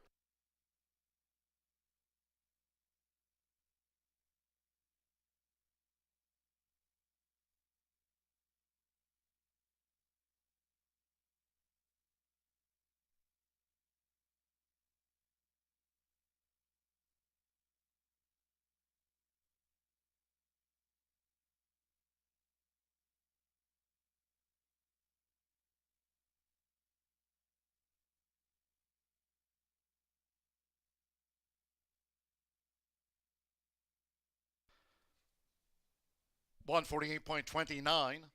6-4-7-5, the unofficial 6. Hazel My Candy, 9-1 first. For Shanna Del Mar. At 3-1 was second. Number 7, War Trinkets.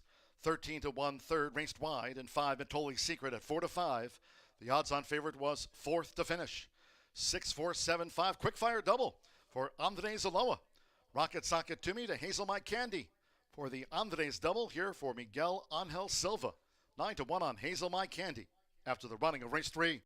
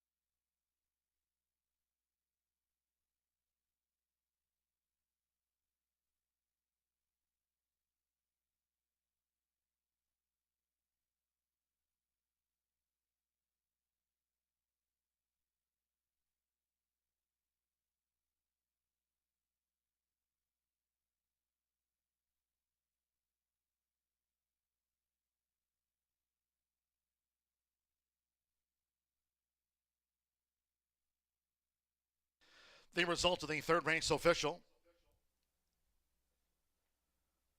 Once again, we welcome to the Murphy Trailer Sales Winner's Circle members of the VFW Post 2693 from Greenfield. Joining us here tonight, thank you, veterans.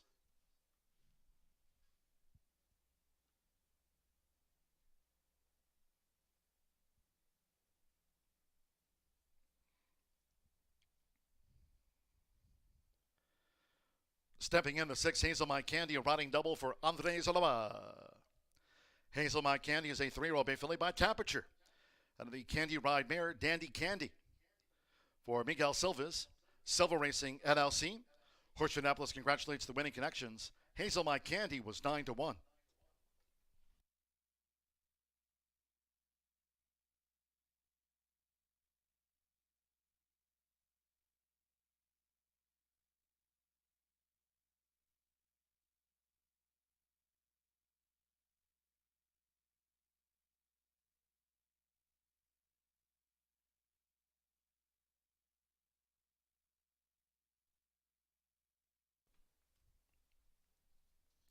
Results in 6-4 exacta paid $78.20, 50-cent trifecta, $245.55.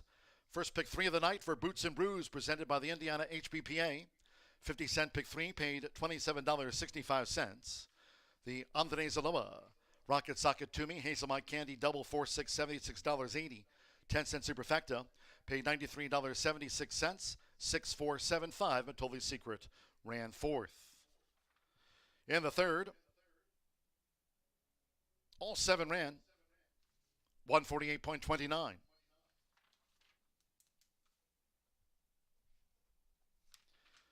Race 4 is our next port of call. One of 2 on the turf course, rated firm. Turf rail set at 24 feet. In the 4th race,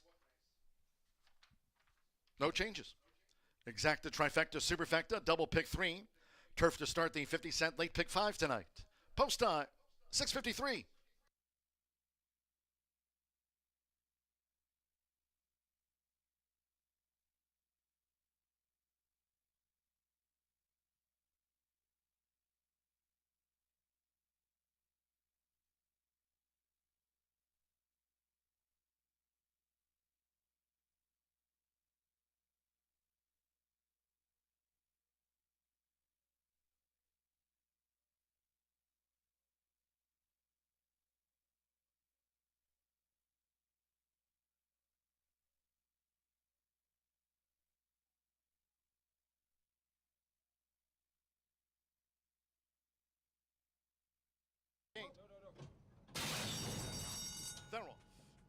an even start. Good start for What About Now with Matoli's Secret. Shanna Del Mar in the pink settles through the field as they make their way toward the first turn with Mitchell. What About Now has the early lead from a close-up Matoli's Secret. Right there, Hazel My Candy. She's a whirlwind in the purple cap, and Shanna Del Mar is one off the rail. As they round the first turn, War Trinkets is out deep on the track, and the gray Everlasting Spirit is dropped back to last. What About Now is the pilot. At the 6.5, it's What About Now. Nicely out in front, leads here by 3/4 of length. Matoli's Secret staying right with her. Hazel My Candy is 3 wide to the back. Saving ground is She's a Whirlwind with Shanna Del Mar between fillies. War Trinkets continues to cover a lot of ground. War Trinkets out there on the ledge, and Everlasting Spirit remains last. The opening quarter, 24.91 seconds. What About Now? With Mitchell Murrell, What About Now? This is a very easy lead to a half mile from home, and Evan Roman has Matoli's Secret right there with the leader. Hazel My Candy, 3 deep uncovered still. Shanna Del Mar looking to make progress. War Trinkets on the far outside is 4 lengths off these leaders. Then comes She's a Whirlwind, and Everlasting Spirit remains last. Half mile, 49.84 seconds. Matoli's Secret going for it now. Matoli's Secret took the lead. What About Now? Levitt has dropped back. Hazel My Candy poised for a bid for Andre Zaloa. As these fillies turn for home, Shanna Del Mar and Joe Ramos moving Shanna Del Mar into range. War Trinkets, What About Now? Everlasting Spirit just picked up She's a Whirlwind. Heads are turned for home, 3/4. 1 minute, 14.66 seconds. It's Hazel My Candy. Shanna Del Mar continues to gain on the outside. Hazel My Candy with a 2-length buffer zone over Shanna Del Mar, who's trying to lift late. On the far outside, War Trinkets, and toward the rail, Matoli's Secret. What About Now? Dropped right away with Andre Zaloa. Hazel My Candy. Hazel My Candy wins by 3. Shanna Del Mar was second. War Trinkets third. Then Matoli's Secret and Everlasting Spirit. Then off.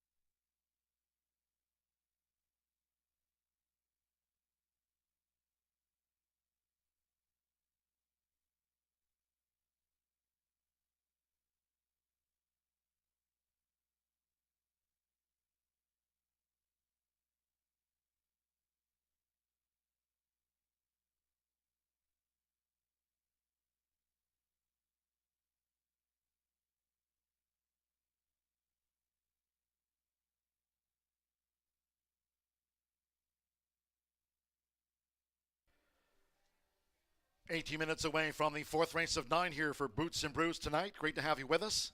Featuring live entertainment by Joe Hess under the awning. Out there in the stands, the Mechanical Bull Western Town Shootout face painting.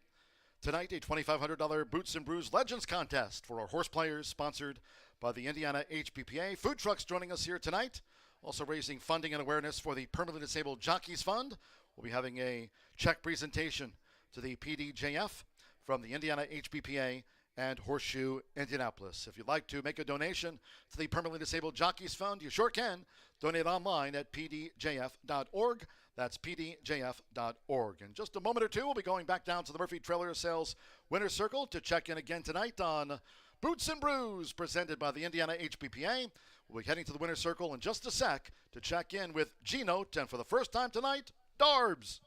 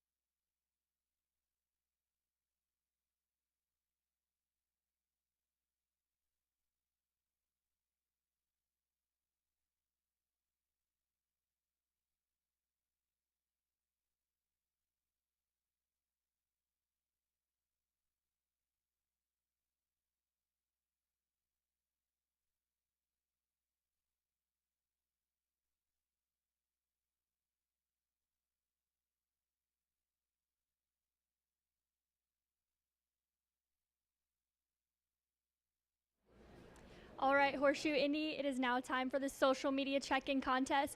Bring us your phone showing that you follow us on X, Facebook, or YouTube at Horseshoe Indy Racing, and you'll receive some free prizes.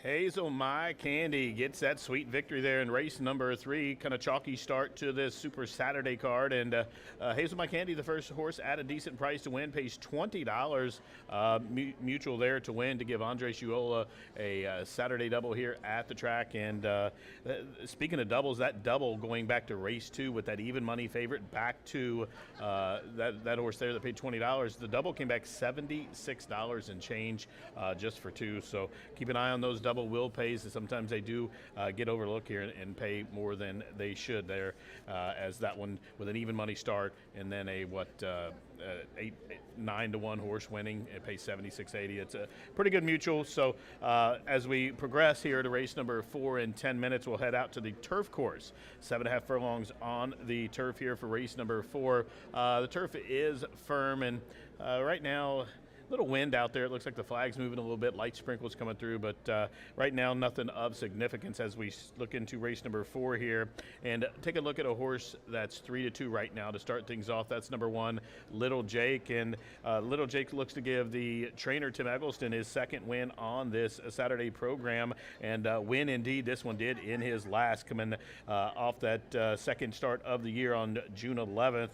At the mile 70 distance, made every yard and just kept going. As the race got longer, he got stronger and improved at every pole. Ended up winning off by 12.5 lengths as the odds-on favorite over Strangers Church from the Danny Simpson barn. Part of that was second in behind Audio to Ashwood. That was the first race off a layoff. Hadn't ran since November 11th. Came with that seasonal battle on May 7th, and at that route distance just made every yard, but the last probably 20 of them, and did rebound with that good performance there in the most recent start on June 11th. The horse has drawn the fence, looks to be the controlling speed. Looking on here, I really don't know anybody that has the speed to go with him that could last. Maybe if a horse like Humble Warrior goes and tries to press him, it could set up for his stablemate, number 10, Silent Sonata, who we'll talk about next. So Silent Sonata could get a good toe in the race. It's 1 of 2 in here for Anthony Granitz, and the other one of his, I think, does have the speed to go try and press the heavy favorite right now. But I think number 10, Silent Sonata with Fernando de la Cruz, should sit a good trip.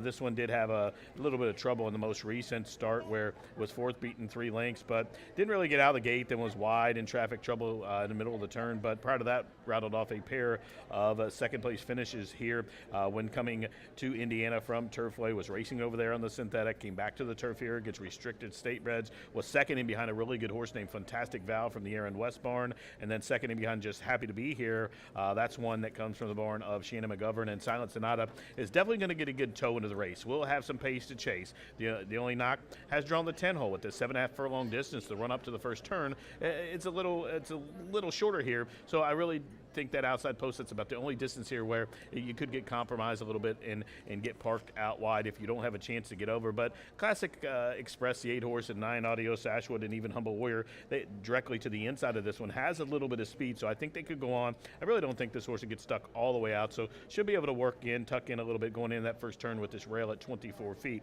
and maybe try to save some ground and come running late.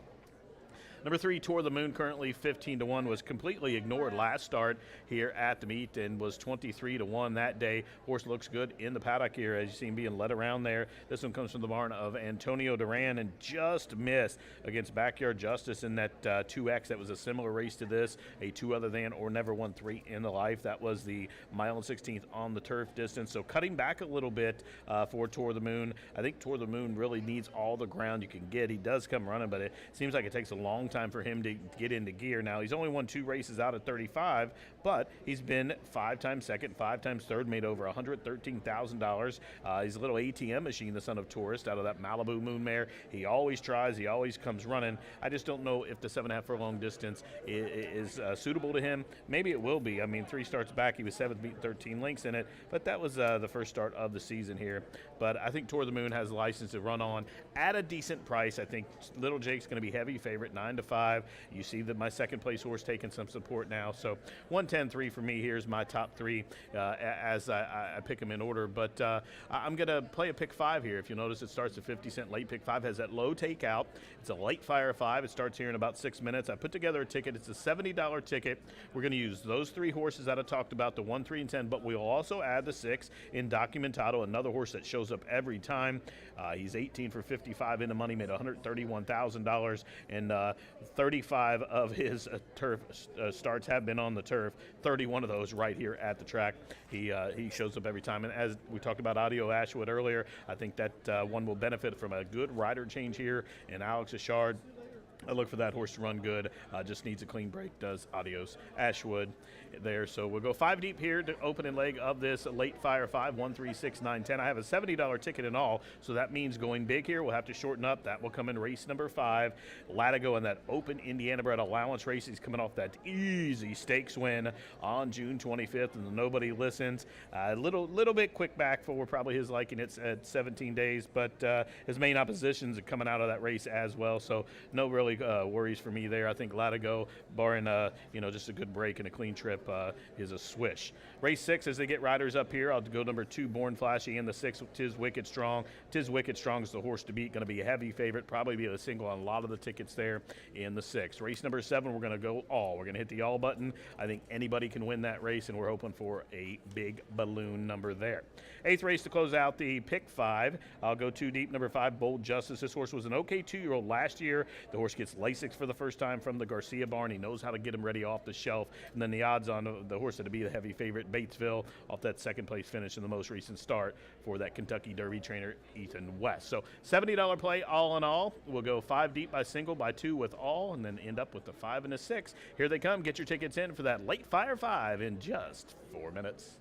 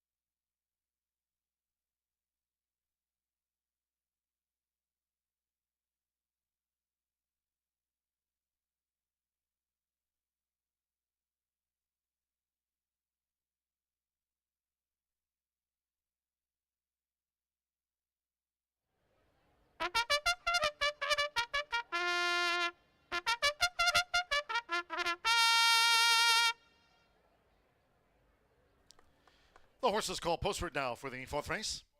The first of those tonight, Carter, for the turf course here, rated firm. Turf rail set at 24 feet today. This over the 7.5 furlongs, a field of 10. 10 on the turf. No changes in the 4th. Operate exacta, trifecta, superfecta. Double pick 3 starts at the 50-cent late pick 5 now. Firm and fast. 3 minutes to post time. 3 minutes.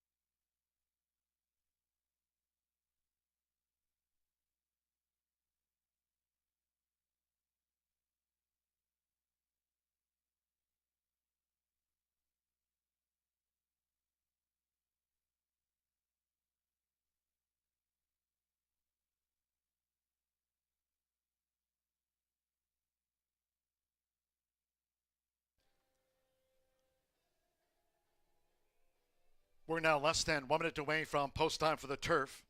Starts at the 50-cent late pick 5 tonight. Firm and fast. Less than 1 minute.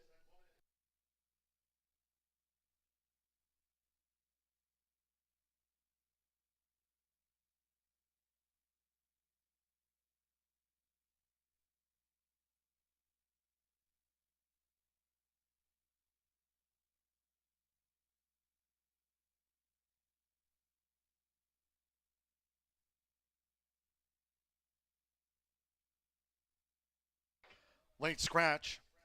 Late scratch on number 9, Adios Ashwood. Ladies and gentlemen, by order of the stewards, upon recommendation of the track veterinarian, number 9, Adios Ashwood, has now been ordered scratched here from the turf. All wagers on number 9. There's the TV confirmation. Late scratch on 9, Adios Ashwood. All wagers here, refunds. There will be a consolation double, 6-9. 6 and 9 will be a consolation double. Those using 9, Adios Ashwood, in a multi-race wager. You'll now receive the post-time favorite as your substitute in any multi-race wagers. Scratch 9, Adios Ashwood.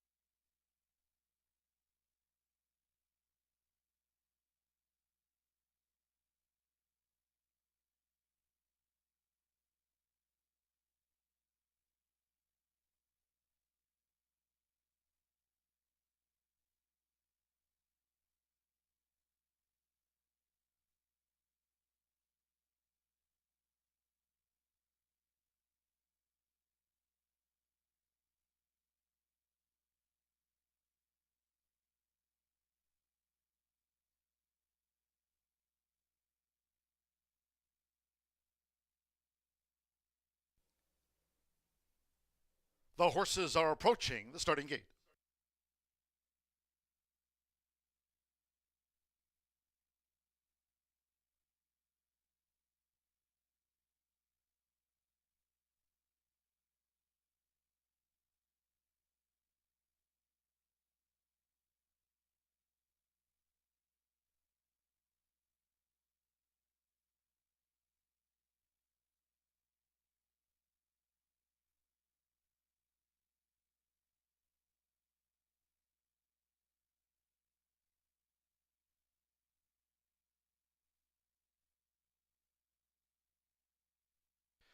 For the first time tonight, crossing over to the turf course on final approach.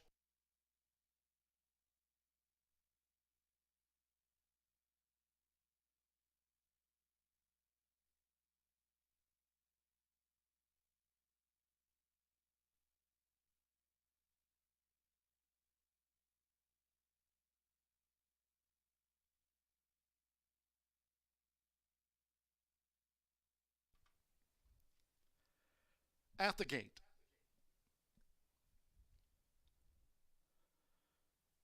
It is now post time. We had that late scratch on 9, Adios Ashwood, with Mitchell Morrow, Little Jink first in. 3-5 on Little Jink. Loading up. Joe Ramos with Berloni. Joins Little Jink.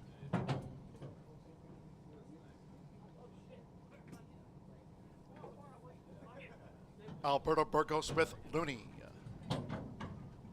Javier Padron Barcenas pilots in Documentado. Sammy Bermudez, Tour of the Moon. Up and in.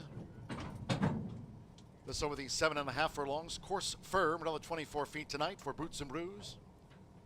Marcelino Pedrosa Jr., Humble Warrior drew 7. Arsenio Flacco with Air Marshal. Just a couple in back. Santo Sandro with Classic Express. Again, that late scratch on 9. Adios Ashwood. The 9's a non-runner and one more. Silent Sonata, Fernando de la Cruz. On the Saturday night score sheet, up comes Silent Sonata. 3-5 on Little Jake. They're in the gate. They're off.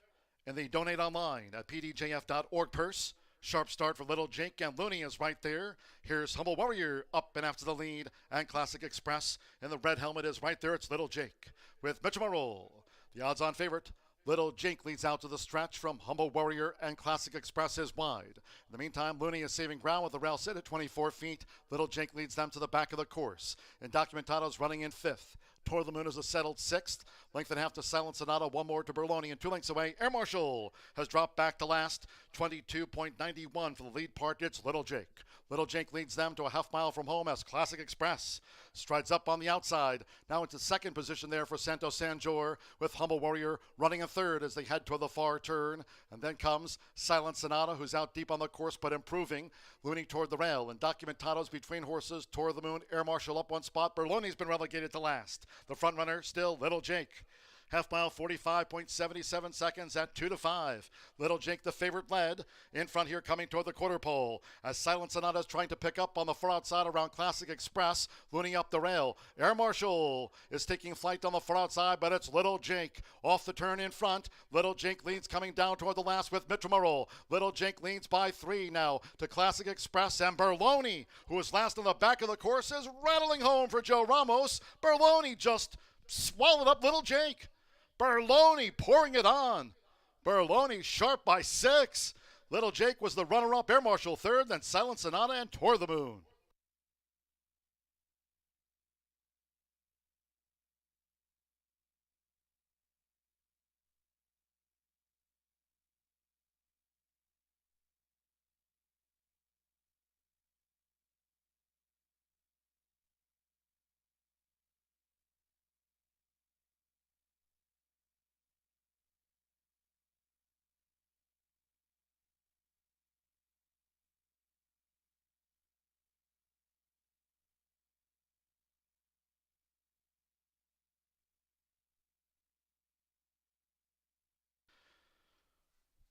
$127.88. 5-1-4-10. 5. There's Berloni. 4-5 first. Sharp in victory tonight. Has beaten home one Little Jake at 2-5. The runner-up was tracked down by Berloni. Wins by a wide margin. For Air Marshal at 60-1 odds getting into the trifecta. 10 Silent Sonata, 6-1 back in 4th. 5-1-4-10. 43rd victory here this season. Or Joe Ramos rings this one up for Ray Paquette the 3rd, and Berloni's in at 4-1.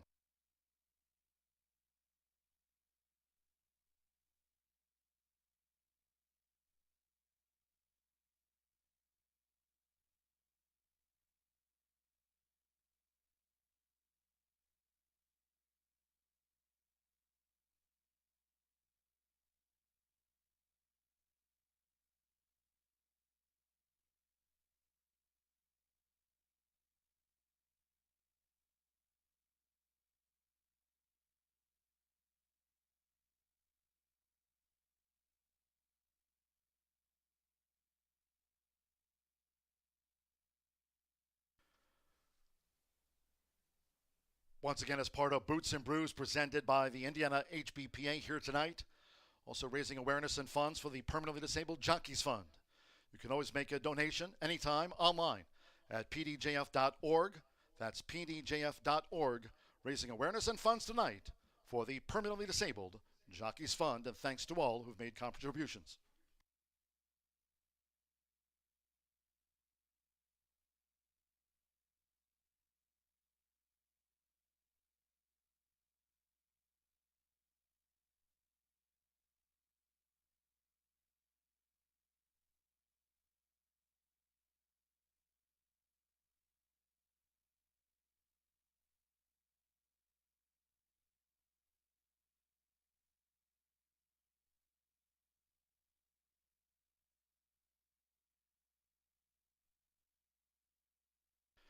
Race 4 official.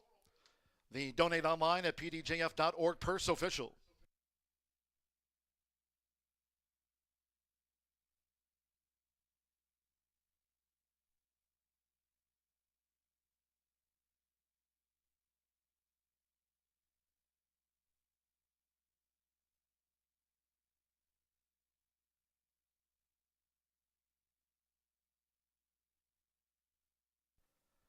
Returning to the Murphy Trailer Sales winner circle, the 5, Berloni with Joe Ramos. Berloni is a 5-year-old chestnut gelding by Practical Joke. Out of Hard Mystery by Hard Spun, Ray Paquette III trains. For Jay Oringer, Steve Hornstock, Baytree Stables LLC, and Al Bianchi Racing LLC. Horseshoe Indianapolis congratulates the winning connections. Berloni takes out the turf impressively. 5-1 exact to $18.20, 50-cent pick 3, $97.20. The 50-cent trifecta, 5-1-4, $47 even. 6-5 double, 105.40, 6-9, that's a consolation double. 6-9 consolation double, $16.80. And the 10-cent superfecta, Silent Sonata ran 4th in the turf. 5-1, 4-10, 10-cent superfecta returned $39.71. In the turf, the 9 was a non-runner. That late scratch refunds on the 9 and that 6-9 consolation double. Favorite, second. 9 faced the starter. 127.88 firm, rail at 24 feet tonight. On to the 5th race we go. And in the sprint feature, no changes, all 6 run. Exacta, trifecta, superfecta, double pick 3 starts the $1 late pick 4, presented daily by October. We're fast and firm for Boots and Beers. Post time 7:26.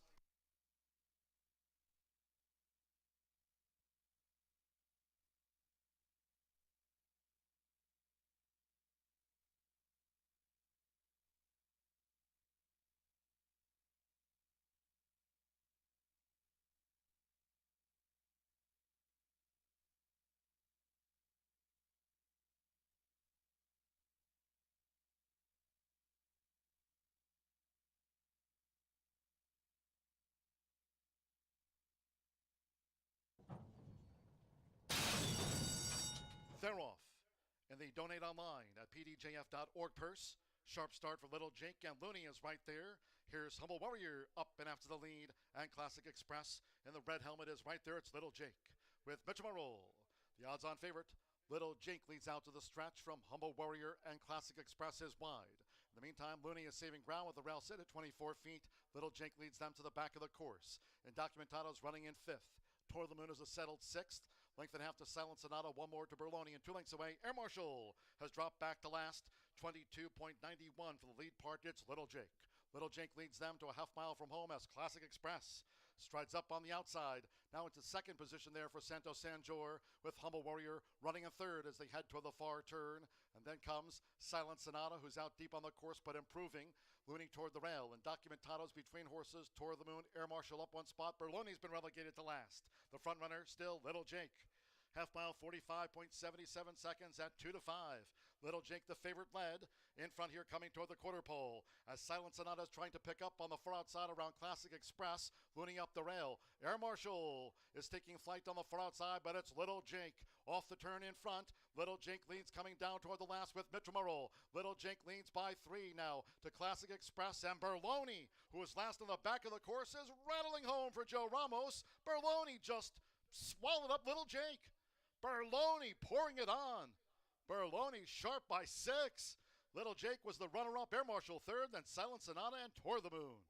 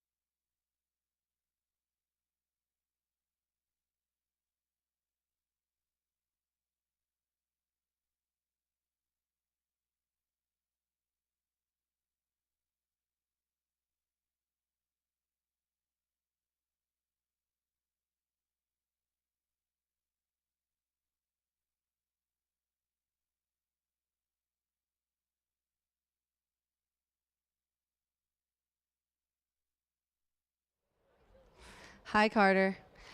Hi, Will. All right, guys, we have a very special presentation. We have so many people here tonight. We want to welcome everyone to Boots and Brews. I know we're a few races in, but thanks everybody for coming and wonderful entertainment and an excellent event that the HBPA sponsors each year, Boots and Brews. And we have here a couple of our horsemen representing our HBPA. We've got Joe Davis and Tim Gleishaw here. We're donating this money to permanently disabled jockeys. Tell us, Tim, what this means. You could probably sum it up for all of us, really, here at Horseshoe and at the HBPA. Well, we all know that jockeys are a very integral part of our game, and obviously risk life and limb every time they go out to get on a horse, and it's just our way to donate money to a great cause to benefit those that are in that situation. And we are donating from Horseshoe Indianapolis to the Permanently Disabled Jockeys Fund, $2,500. And you guys, just a Yeah, we've for a few years now, I think, donated $25,000 to them, and it's definitely worth it. And they have a fundraiser every year and a program that they put on. This year it was at Gulfstream Park, and we helped sponsor that. Excellent. Well, thank you so much. And if any of you would like to donate to PDJF, they make it super, super easy on their website. It's one of the top things you can click, and you can donate right there with your card electronically. I know it's hard if you don't have cash, but definitely a wonderful organization to donate to, and thank you guys so much for doing that. Thank you. All right, ladies and gentlemen, we've got a lot more racing coming up, so stick around.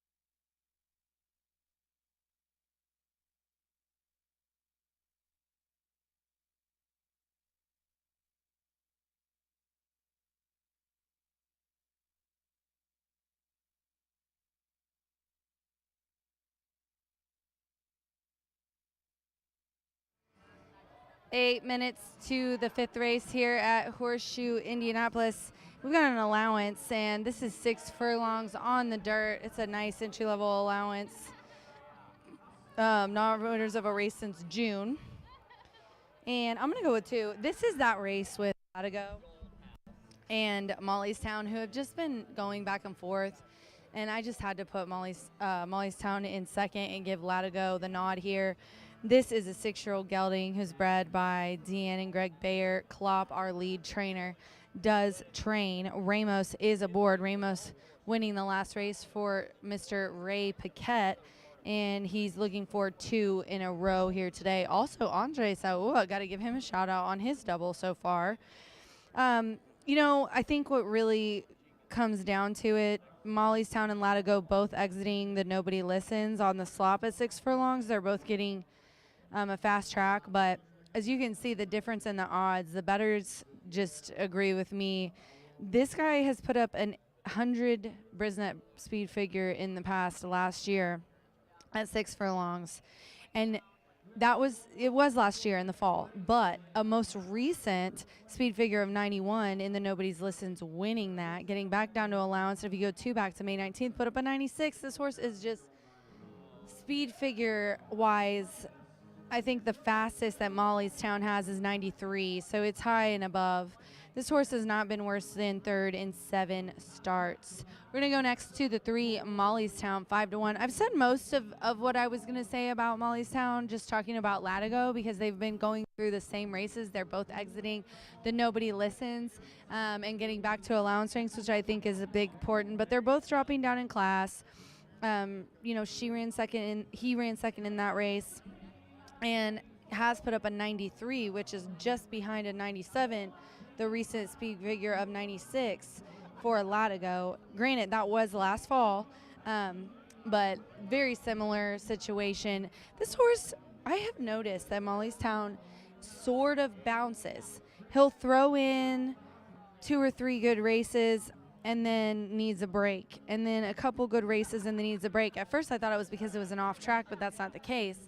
A couple of these have been on a fast track. It's just as if he'll throw in a couple good races and then there's really not a huge reason why he just kind of fades. If he doesn't get the trip he wants, I think if he gets too far back, definitely is a factor for him. And then I'll talk about the 5 here. This is one of the longer shots on the board, second longest shot on the board at 10-1, just given that most of the money is on Latigo. But I do like the 5 a lot. The 5, Leo Springs, Alberto Burgess is aboard. Burgess, one of my most favorite talented jockeys. He was our leading jockey last year, and he's riding here for John Haddon, 4-year-old gelding by Unbridled Spring. And, he's a 4-year-old gelding, and he's coming out of the William Henry Harrison, where he just couldn't get it done, couldn't fire. But in allowance ranks, look before that. May 21st in a similar allowance, won by 4.5 with Burgos aboard, then was second, beaten in length on May 7th, and then right around opening day or the second day of the meet, he was 3rd. So this is a horse that can actually come from off the pace very nicely, which is hard to do right now the way the track's playing, or I might actually give this guy a shot to pull off the upset, but it's just favoring speed and early speed, which I think will give Latigo and Mollystown the edge. But at 10-1, 9-1, I will take Leo Springs all day long here in my try. 2-3-5 for me here in the 5th race. We're just 4 minutes to post. Jockeys are about to get the leg up, and horses are going to head to the track for the 5th. Good luck.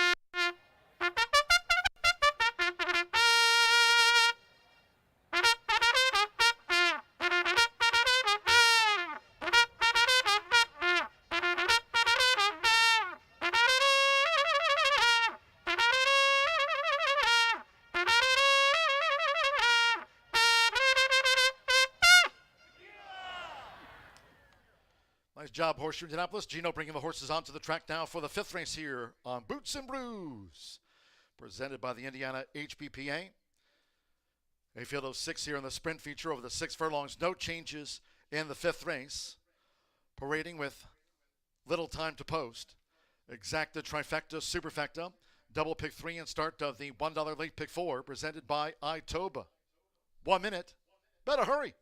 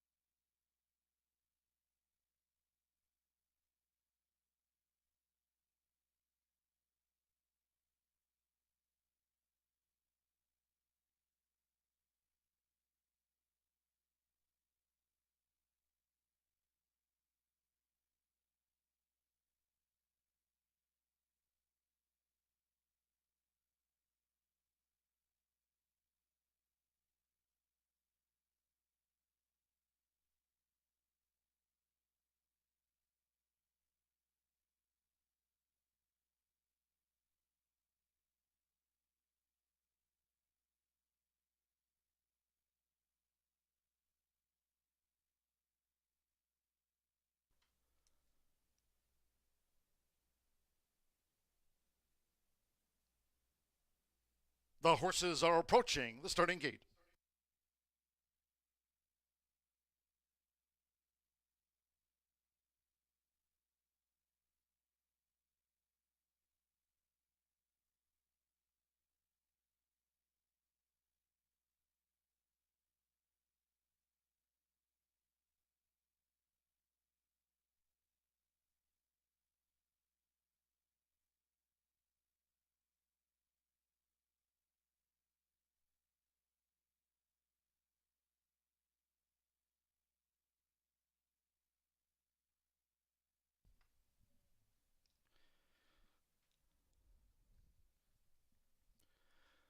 The horses have reached the starting gate.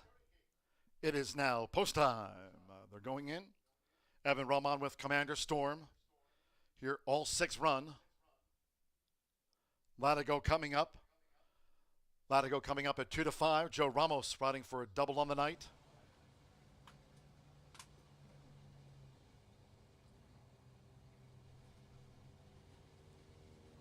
The Nobody Listens handicap winner, Latigo, is joined. Commander Storm. Now, Santo Sanjor, Molly's Town, right next door to Latigo. Classic Max, Fernando Leto Cruz won the first. Classic Max went in well, leaving 2 back. Alberto Burgos with Leo Springs. One more, Sammy Bermudez with Tiz Eddie. This field with 37 wins between them in the feature of the night. All in. They're off and sprinting, and Tiz Eddie broke like a rocket. Latigo in the maroon cap, joined by Commander Storm. Mollystown is going for a bid now, but it's Tiz Eddie. Went to the front for Sammy Bermudez as Mollystown pursues. Commander Storm in the purple cap, and Latigo is right there. This leading quartet, they've made a break from Leo Springs, who's running second to last, and Classic Max trails them after a couple of furlongs. It's Tiz Eddie. So Tiz Eddie went right to the top for Sammy, and it's Tiz Eddie who leads them into the far turn. Commander Storm, Mollystown, Latigo right there between them. The trailers are Classic Max, who just picked up Leo Springs, who trails. The quarter for Tiz Eddie, 22.64 seconds, inside 3 to go. They're aiming for Tiz Eddie. Tiz Eddie leads here by 2 to Mollystown, who's now a clear second. Latigo's on the outside of Commander Storm. Then 6 lengths away to Classic Max and another half dozen to Leo Springs. Here come the Hoosiers. Tiz Eddie spins them in. Leads Mollystown by 4. Half mile, 45.25 seconds. Tiz Eddie looking to finish them off and a furlong away from doing so. It's Tiz Eddie sharply. Mollystown remains in second. Commander Storm and Latigo is back in 4th. They're close to home with Sammy Bermudez. Tiz Eddie after a scorching run. Tiz Eddie gate to wire by 7 from Mollystown. Commander Storm was 3rd. Latigo 4th in 109.67 seconds.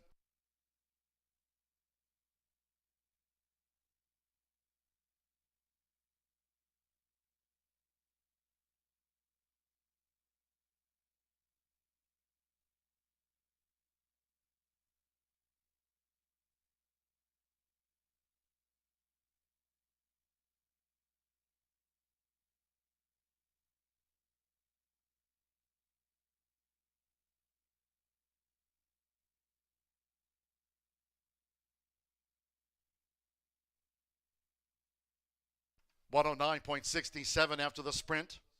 Feature of the night, 109.67. 6312 is unofficial. Hold all tickets, inquiry. The stewards have posted the inquiry consign. It concerns the start. Unofficial 63126 Tiz Eddie. 4-1 first. 3 Mollystown. 9-2 second. 1 Commander Storm. 29-1 third. 2 Latigo at 2-5. 4th tonight. 109.67, but hold all bets. The Horseshoe Indianapolis stewards have called for an inquiry into the start of the sprint feature. They'll take a look at the break. Hold all bets.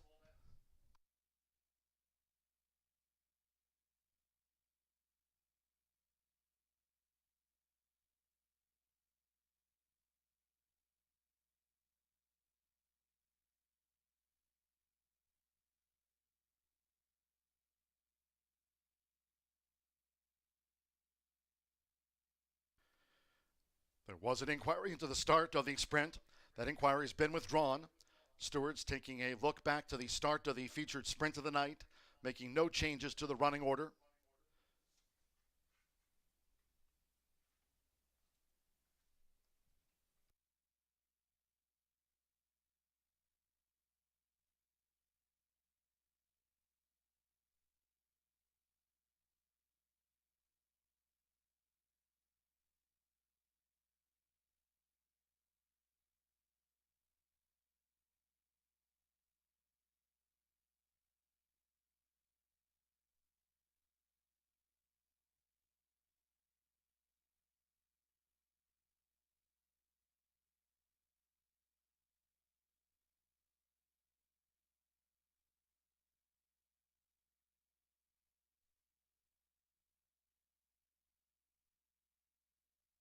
In the Murphy Trailer Sales Winner Circle, the 6, Tiz Eddie with Summer Bermudez. Tiz Eddie is a 4-year-old dark bear brown gelding by Sahara Sky. Out of Tiz Athena by Poseidon's Warrior. Thomas Medina trains, or Ellen K. Hobson. The winner was bred here in Indiana by Don R. Hobson. Horseshoe Indianapolis congratulates the sprint feature winner. The connections of Tiz Eddie, clock 109.67 seconds official.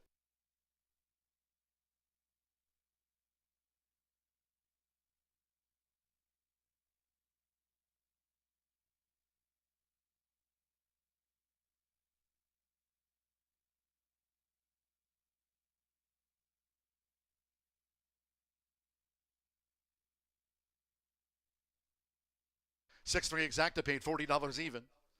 The 50-cent trifecta, $65.50. 5-6 double, $60.60. $1,786.60 pays out the $1 early pick 4. Latigo was 4th. 10-cent superfecta, 6-3-1-2, $20.48. 50-cent pick 3, $171.40.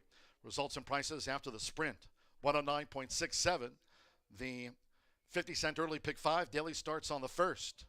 Boots and Brews tonight, 5 of 5, $1,621.70. 19 minutes away from the 6th. Back to the turf we go. 6th race, no changes. Exacta, trifecta, superfecta, 10-cent grand high 5. First pentafecta wager featured of the night. Double pick 3. Nathan Klein with a call at 7:56.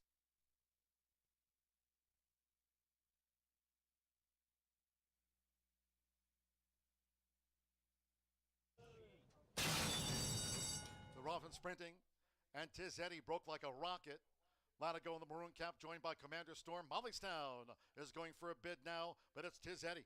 Went to the front for Summer Bermudez as Mollystown pursues. Commander Storm in the purple cap, and Latigo is right there. This leading quartet, they've made a break from Leo Springs, who's running second to last, and Classic Max trails them after a couple of furlongs. It's Tiz Eddie. So Tiz Eddie went right to the top for Sammy, and it's Tiz Eddie who leads them into the far turn. Commander Storm, Mollystown, Latigo right there between them. The trailers are Classic Max, who just picked up Leo Springs, who trails. The quarter for Tiz Eddie, 22.64 seconds, inside 3 to go. They're aiming for Tiz Eddie. Tiz Eddie leads here by 2 to Mollystown, who's now a clear second. Latigo's on the outside of Commander Storm. Then 6 lengths away to Classic Max, and another half dozen to Leo Springs.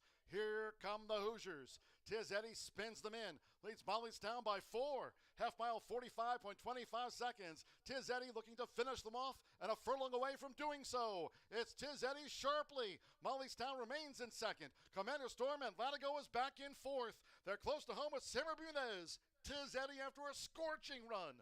Tiz Eddie gate to wire by 7 from Mollystown. Commander Storm was 3rd. Latigo 4th in one.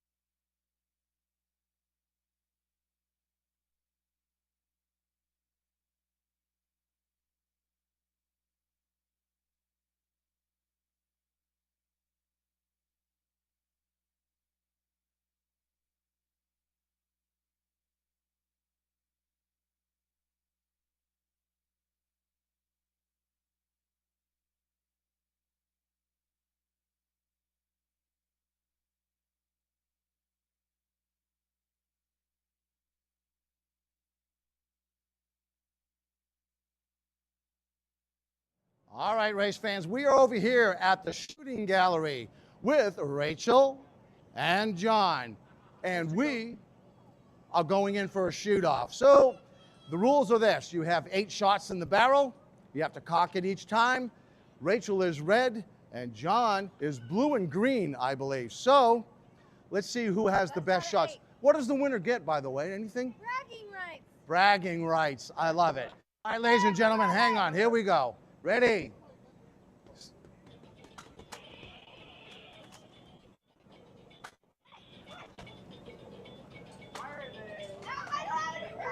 Hey, you're on blue. You shoot green. You shoot.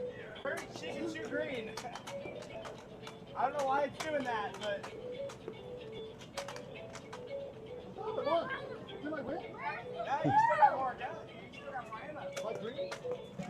All right, we're not looking so good here. John's just standing up shooting everything. Rachel's on her knees. Got ammo? Already? We're done. I don't know. I think he All hit right. more, honestly. Ladies and gentlemen, Just say for the record that was because there was like 2 red colors and he got all the blue and green. But ladies and gentlemen, we have a winner. Yes, finally, a victory. All right, Gino. Thank you. On behalf of the Horseshoe Indy, good luck, everybody. Race 6 coming up.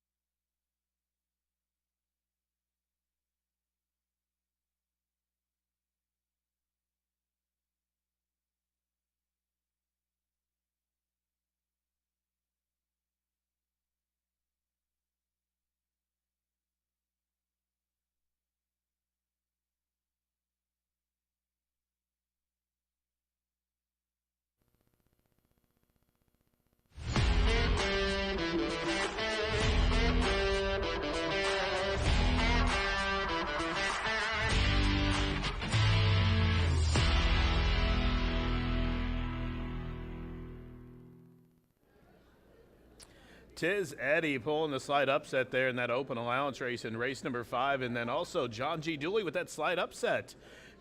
That sharpshooter John Deadeye Dooley there defeating Rachel in the shootout here. Wonderful day at the track. A lot still going on out there as well as we continue on through this card. Race number 6 coming up in 7 minutes. Just 4 races left on this wonderful Saturday here at the track. Post time in just about 7 minutes for this one. And this is a good one. We're going to head out back to the turf course here. Mile and 16th on that firm turf. That turf rail set outward to 24 feet. And Tiz Wicked Strong, number 6 right now, 9-5. That's where I'll kick off. That's my top pick in here. This one now has raced 19 times with just that one win, but is 9 for 19 in the money. Been facing good company. Was claimed 3 back at Oaklawn by Cipriano Contreras from the Brad Cox barn. Was second, beaten 3 parts of a length that day. Came back on the raise for the 40. Ran on to be 4th, was beaten 5 lengths, and really didn't have the kick that he needed. Tried the turf after not having been on the turf since racing at Saratoga as a maiden, and ran okay here. Was 3rd, beaten 2 lengths behind Caller and Pool Guy, and I believe Caller was from the Owen Hardy barn and Pool Guy. Tommy Humphreys from LaGrange there. And this one did run on well, and that's when the rail was out 36 feet. So speed was kind of a little better that day. And this one was next to last, did come with a furious rally. And despite having to go wide, did run well that day. I think with a similar trip, we'll get the pace to chase in here, and I wouldn't really like to see that horse as far back as the last time. If the horse can sit that trip 2 back for that 40 level at Oaklawn, I think that's a getting paid here in the winner's circle for race number 6. Now, number 2, Born Flashy. This is from the barn of Gennaro Garcia. This one is 4-1.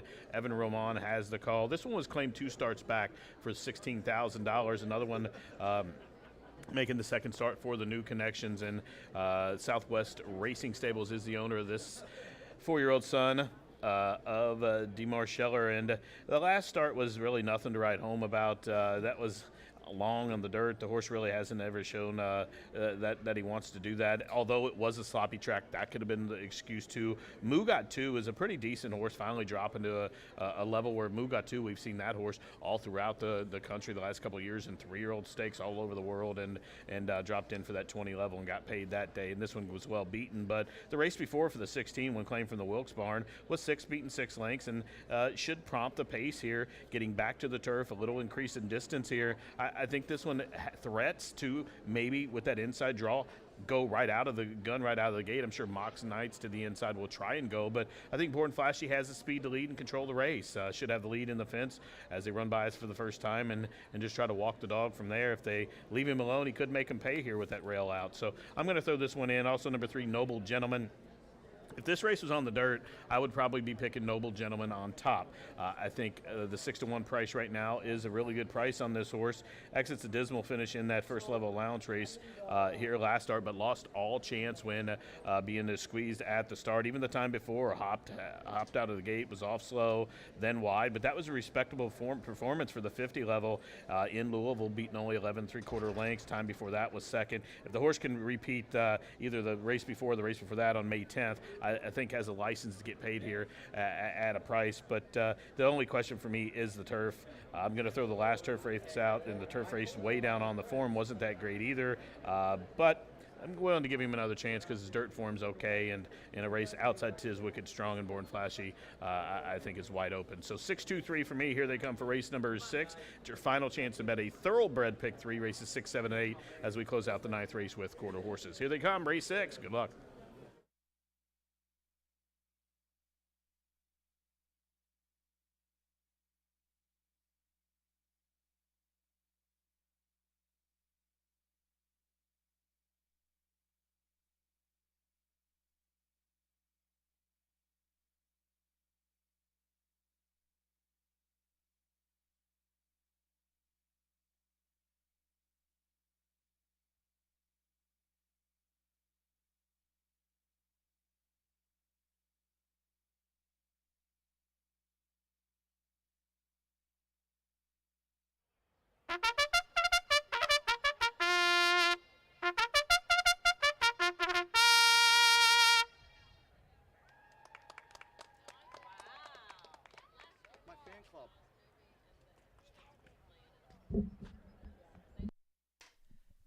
Horses on the track for our 6th race today. This is the beginning of our 50-cent thoroughbred pick 3, 10-cent Grand High 5 Pentafecta. Rail set at 24. Track listed as, turf course listed as fast, firm.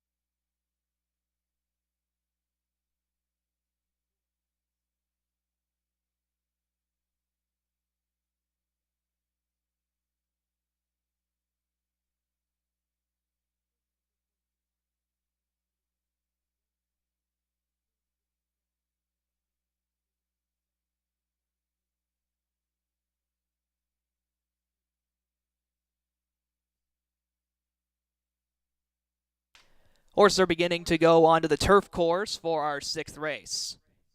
We will be loading shortly.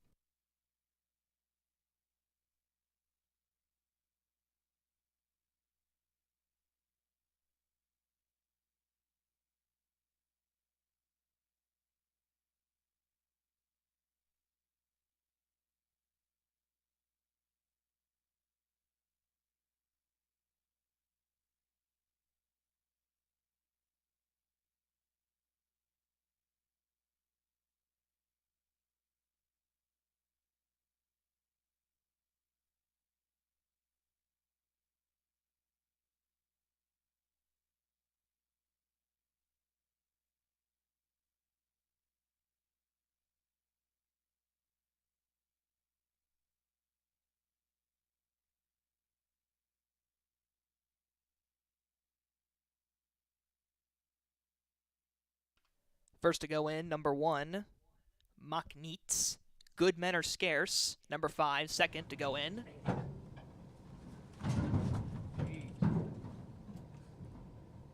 Little fractious there was Machneets.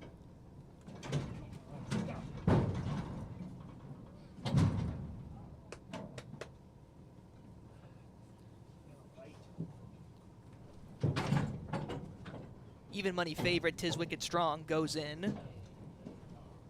Noble Gentleman, Zach, Snow King, and only one more to load, and that's Giant Moon.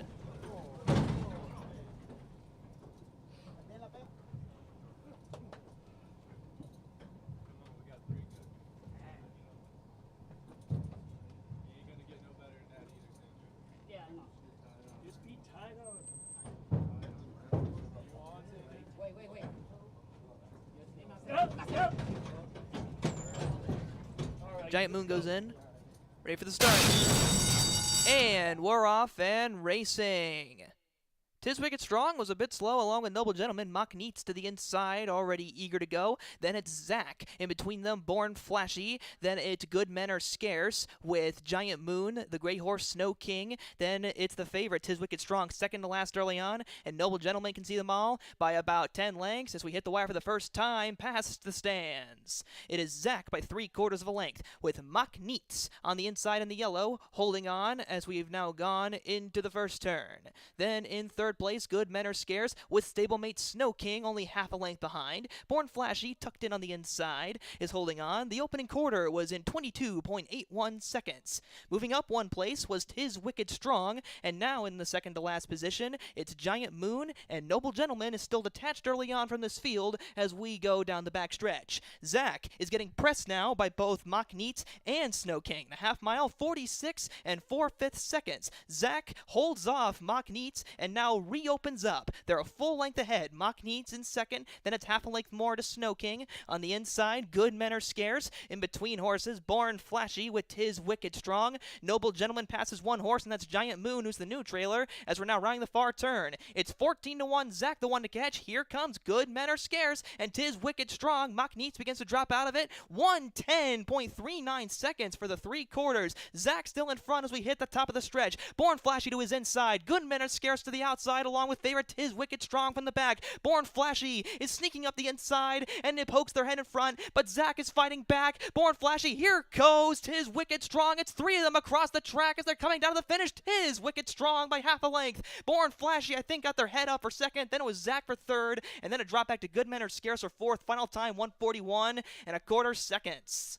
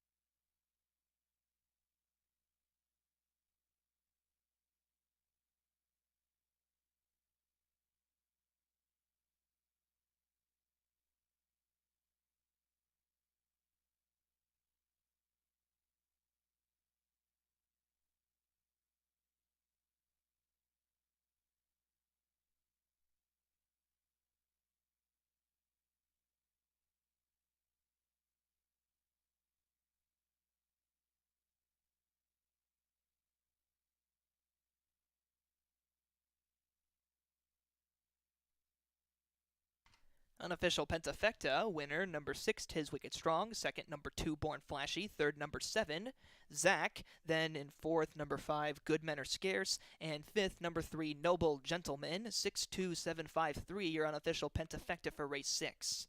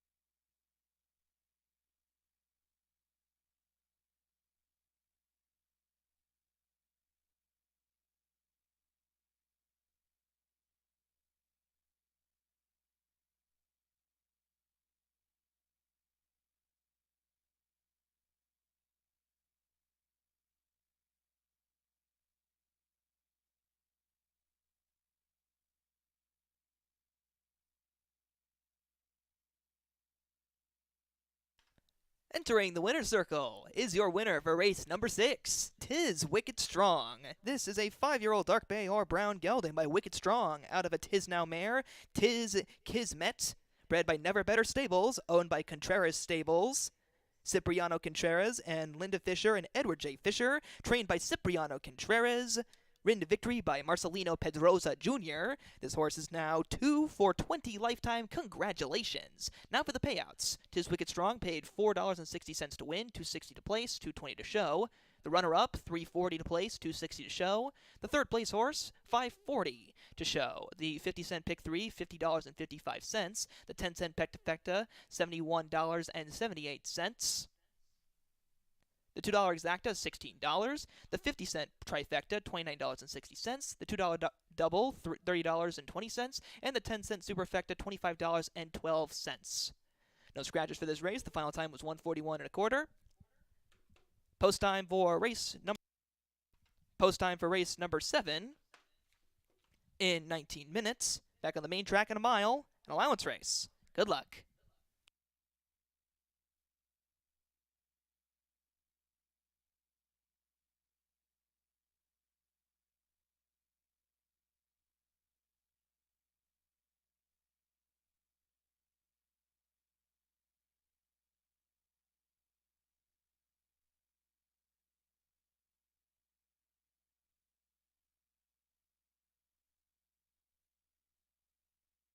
Goes in.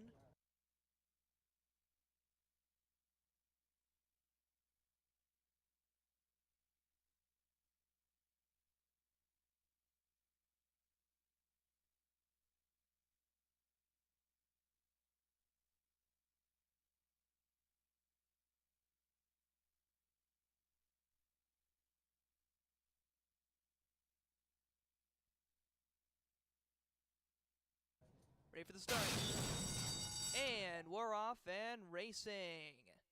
Tis Wicked Strong was a bit slow along with Noble Gentleman. Mock Neats to the inside, already eager to go. Then it's Zach. In between them, Born Flashy. Then it's Good Men Are Scarce with Giant Moon, the Gray Horse Snow King. Then it's the favorite, Tis Wicked Strong, second to last early on. And Noble Gentleman can see them all by about 10 lengths as we hit the wire for the first time past the stands. It is Zach by 3/4 of a length with Mock Neats on the inside in the yellow, holding on as we've now gone into the first turn. Then in third place, Good Men Are Scarce with stablemate Snow King only half a length behind. Born Flashy, tucked in on the inside, is holding on. The opening quarter was in 22.81 seconds. Moving up one place was Tis Wicked Strong, and now in the second to last position, it's Giant Moon, and Noble Gentleman is still detached early on from this field as we go down the back stretch. Zach is getting pressed now by both Mock Neats and Snow King. The half mile, 46 and 4/5 seconds. Zach holds off Mock Neats Neets and now reopens up. They're a full length ahead. Mock Neets in second, then it's half a length more to Snow King. On the inside, Good Men Are Scarce. In between horses, Born Flashy with Tis Wicked Strong. Noble Gentleman passes one horse, and that's Giant Moon, who's the new trailer, as we're now rounding the far turn. It's 14-1, Zach the one to catch. Here comes Good Men Are Scarce, and Tis Wicked Strong. Mock Neets begins to drop out of it. 1:10.39 seconds for the 3/4. Zach still in front as we hit the top of the stretch. Born Flashy to his inside. Good Men Are Scarce to the outside, along with favorite Tis Wicked Strong from the back. Born Flashy is sneaking up the inside, and it pokes their head in front, but Zach is fighting back. Born Flashy, here goes Tis Wicked Strong. It's three of them across the track as they're coming down to the finish. Tis Wicked Strong by half a length. Born Flashy, I think, got their head up for second. Then it was Zach for third, and then a drop back to Good Men Are Scarce was in.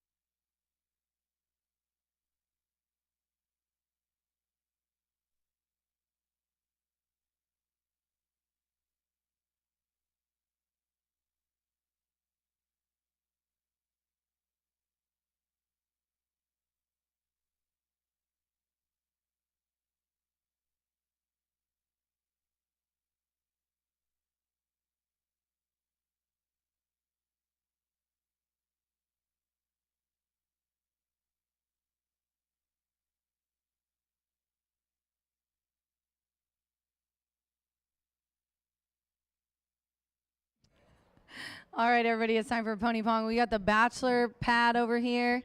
Are you guys here for the bachelor party too? No. Okay, so it's bachelors versus non-bachelors then. We're gonna let you want to go first, Chase? All right, come on, Fleet. Hey, get the ball wet first, I'd say. Just kidding. There's no water in there. Oh. We're going to let this whole side go. Come on. Next up. The whole side? Yeah, you guys are all going to go. Oh! Get it, Gino. Get the ball out of there. Yeah, yeah. Wait, my winner. Come here, right here. Oh. I would have blown that out of there. Next, winner, right here. You guys are good. Swaggy. Oh, you got. All right. This side now. All right, here we go. Miss it. Watch his elbow. We're going like college rules here. Oh, man. Just line driving it. All right, one more. Come on, Nate. Oh. All right, we got 2 winners over here. Don't worry, you guys get participation trophies. All right, guys, that was Pony Pong. I'm going to handicap the 7th race here in a minute, so stick around.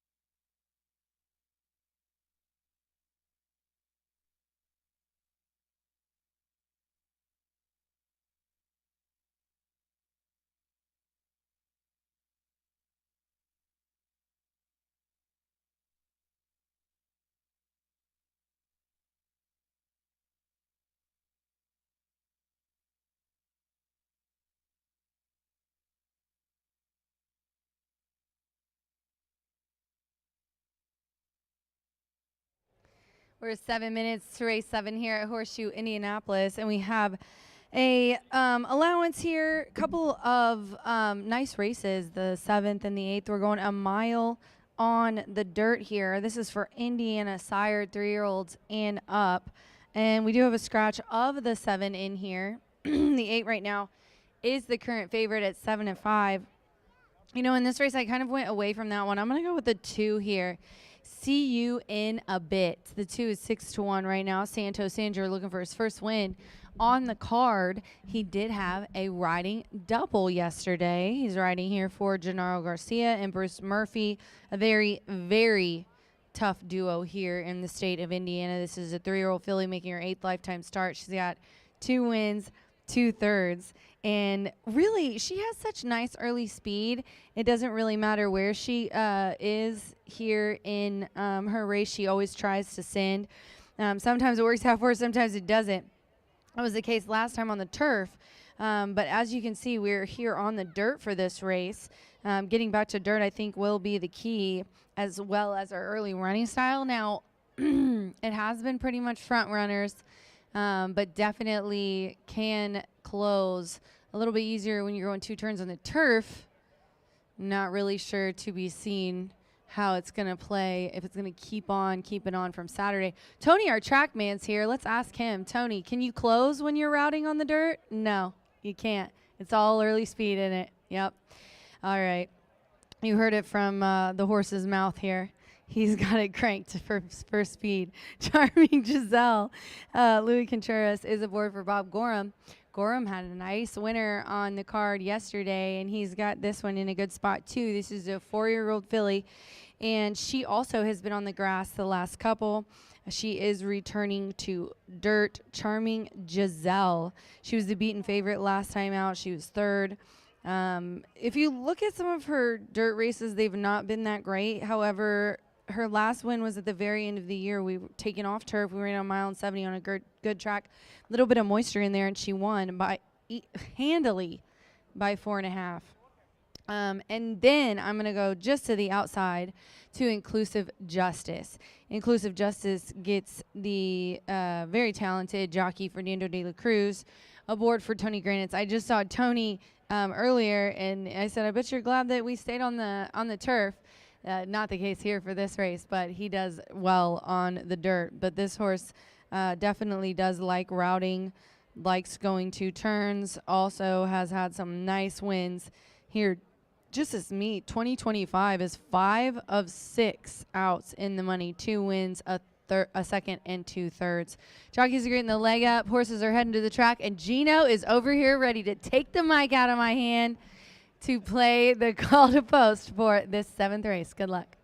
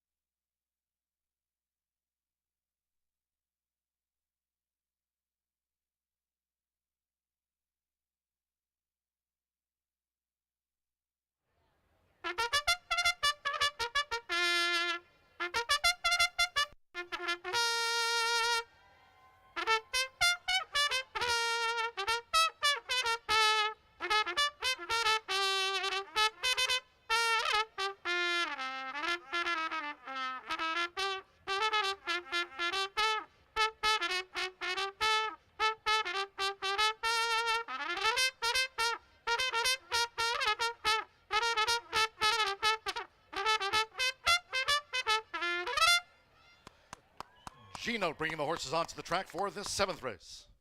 This is Distaff Mile, a field of 8. Or in fact, scratch number 7, I Made It. There is one scratch here from the Distaff Mile. That's the 7, I Made It, withdrawn. 7 to face starter, Ray Kowick. Scratch the 7, I Made It. Exacta, trifecta, superfecta, 10-cent pentafecta, double final pick 3 on Boots and Brews. 2 minutes to post time. 2 minutes.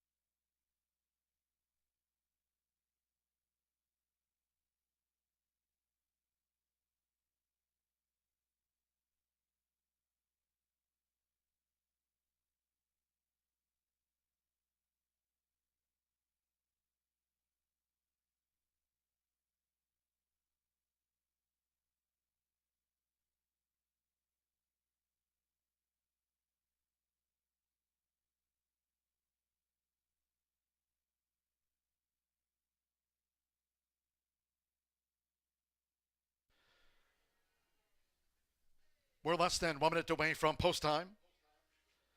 Mile starts, our final pick 3 on Boots and Brews. Scratch 7, I Made It from the race card. The 7's a non-runner. The 1 mile start here at Horseshoe Indianapolis, right in front of the stands. Less than 1 minute.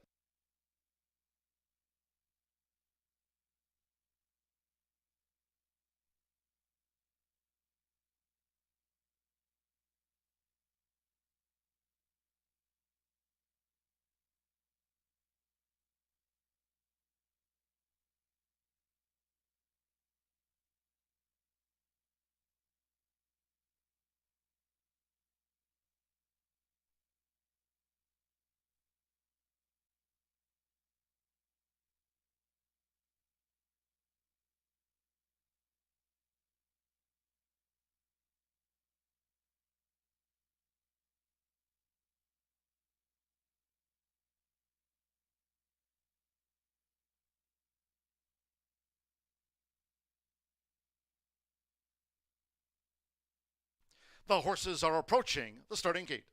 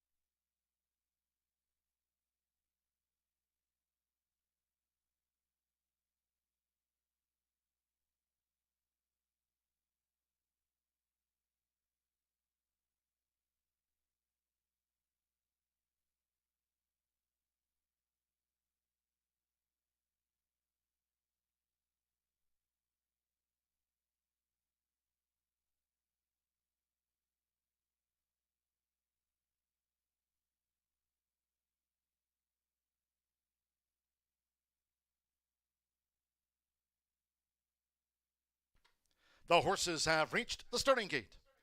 It is now post time. Loading for the mile. Joe Ramos, Lotta Latte, the first filly going in.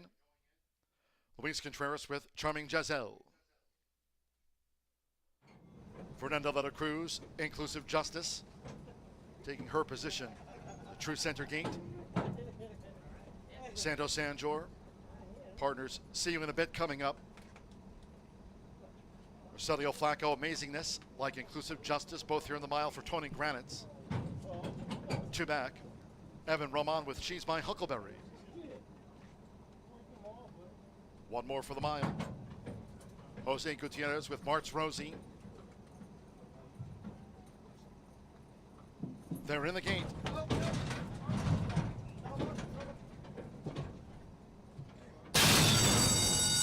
They're off. Inclusive Justice broke sharp, as did See You in a Bit. And Martz Rosie comes up on the outside as they make their way into the first turn with Santo Sanjor. See You in a Bit steps right on the gas at 288 a gallon to lead here with just under 7 furlongs to run. See You in a Bit has the speed to lead them. Oh, and some argy-bargy there on the first turn. She's My Huckleberry bore out. After a sharp start, Inclusive Justice was snatched back to last. Smooth selling out in front for See You in a Bit. See You in a Bit leads. Tracked by Martz Rosie, the quarter in 24.78 seconds. On the outside is Amazingness, was running wide in third by 5. She's My Huckleberry, after some trouble on the first turn, is now fourth upon settling by 2.5. Then comes Lotta Latte, the trailers are Inclusive Justice, and toward the inside, Charming Giselle's drop back to last. See You in a Bit leads the mile. The quarter was 24.78 seconds. They go past the half-mile pole in 48.44. See You in a Bit. Martz Rosie remains close to the leader there for Jose Gutierrez with Amazingness being asked to pick up now from third, 3 furlongs from home. Lotta Latte is coming with a run now into 4th position. Dropping back was She's My Huckleberry, passed on the outside by Charming Giselle. Inclusive Justice, She's My Huckleberry has tailed off as the fillies and mare turn for home after 3 quarters here. For the mile, up for March Rosie, who's taking the lead in a flat 114. Dropping back was See You in a Bit from her early efforts. It's March Rosie setting fight for the final furlong. March Rosie leads by 3. Amazingness on the outside, Charming Giselle. Farther out, Lotto Latte. See You in a Bit has dropped back in 5th. Inclusive Justice is 6th. They're close to home with Jose Gutierrez. March Rosie well on top. March Rosie won by 5. Charming Giselle gets up to run second from Amazingness. Lotto Latte back in 4th.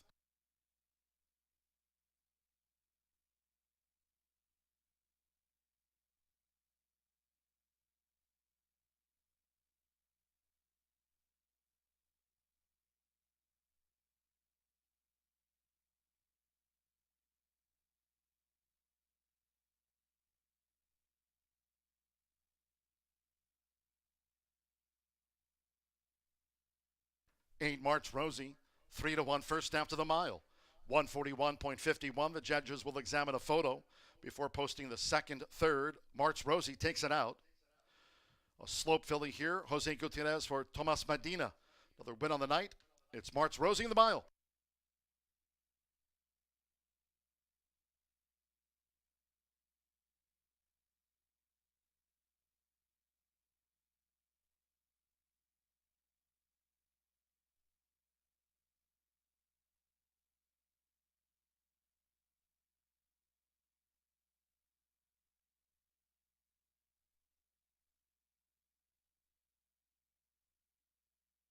The judges have posted number 4, Charming Giselle, 3-1 second, 6, Amazingness at 9-1, lost place on the line. 1 Lotto Latte at 21-1 odds was 4th, and 5 Inclusive Justice 5th, 8-4, 6-1-5.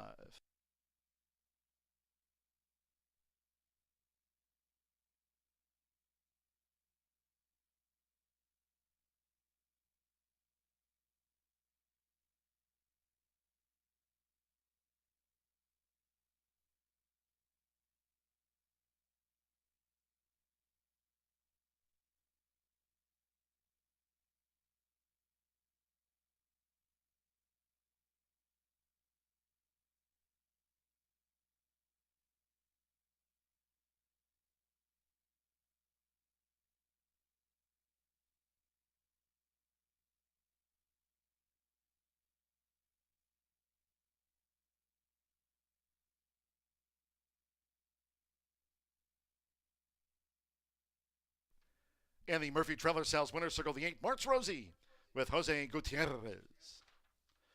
March Rosie is a 4-year-old chestnut filly by Slope. Out of the Vicar mare, Vickery Rose. Thomas Medina trains for Blanca Salazar. Horseshoe Indianapolis congratulates the winning connections of March Rosie. Takes out the mile at 3-1.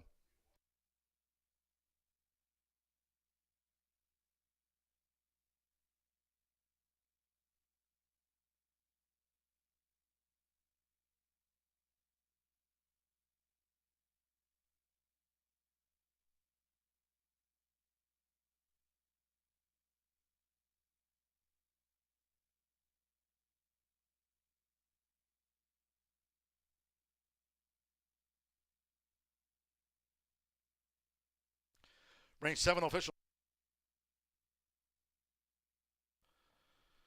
50-cent pick 3 paid $40.15, 10-cent pentafecta, $158.67. Inclusive Justice ran 5th in the mile. 8-4 exacta, $34.80. 50-cent trifecta, 8-4-6, $35.68, double $16.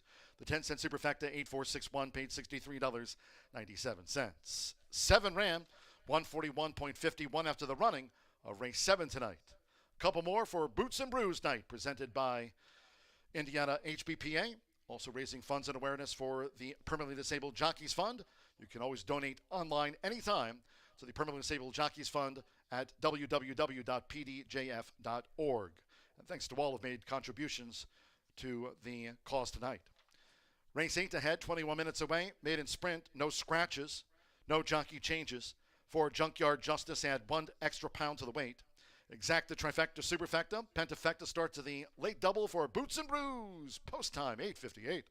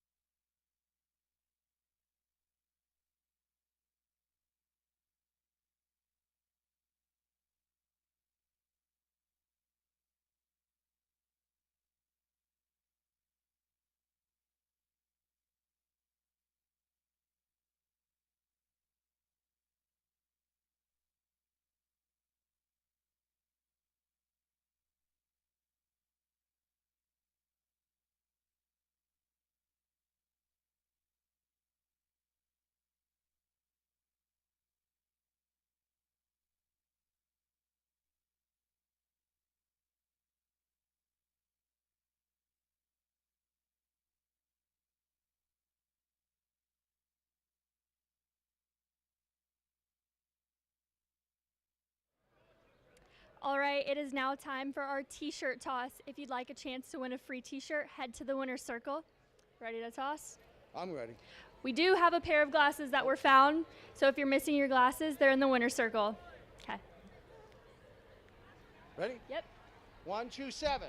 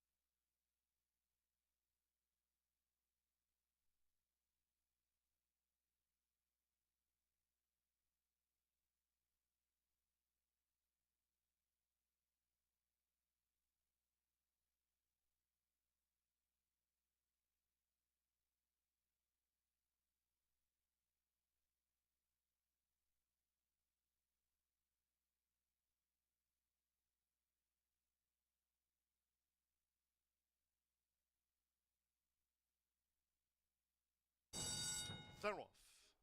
Inclusive Justice broke sharp, as did See You in a Bit. And March Rosie comes up on the outside as they make their way into the first turn with Santo Sanjor. See You in a Bit steps right on the gas at 288 a gallon to lead here with just under 7 furlongs to run. See You in a Bit has the speed to lead them. Oh, and some argy-bargy there on the first turn. She's My Huckleberry bore out after a sharp start to Inclusive Justice was snatched back to last. Smooth sailing out in front for See You in a Bit. See You in a Bit leads. Tracked by March Rosie, the quarter in 24.78 seconds. On the outside is Amazingness, was running wide in third by 5. She's My Huckleberry, after some trouble on the first turn, is now fourth upon settling by 2.5. Then comes Lotto Latte, the trailers are Inclusive Justice, and toward the inside, Charming Giselle's drop back to last. See You in a Bit leads the mile. The quarter was 24.78 seconds. They go past the half-mile pole in 48.44. See You in a Bit. March Rosie remains close to the leader there for Jose Gutierrez with Amazingness being asked to pick up now from third, 3 furlongs from home. Lotto Latte is coming with a run now into fourth position. Dropping back was She's My Huckleberry, passed on the outside by Charming Giselle. Inclusive Justice, She's My Huckleberry has tailed off as the fillies and mare turn for home after 3 quarters here. For the mile, up for March Rosie, who's taking the lead in a flat 1:14. Dropping back was See You in a Bit from her early efforts. It's March Rosie setting flight for the final furlong. March Rosie leads by 3. Amazingness on the outside, Charming Giselle. Farther out, Lotto Latte. See You in a Bit has dropped back in 5th. Inclusive Justice is 6th. They're close to home with Jose Gutierrez. March Rosie well on top. March Rosie won by 5. Charming Giselle gets up to run second from Amazingness. Lotto Latte back in 4th.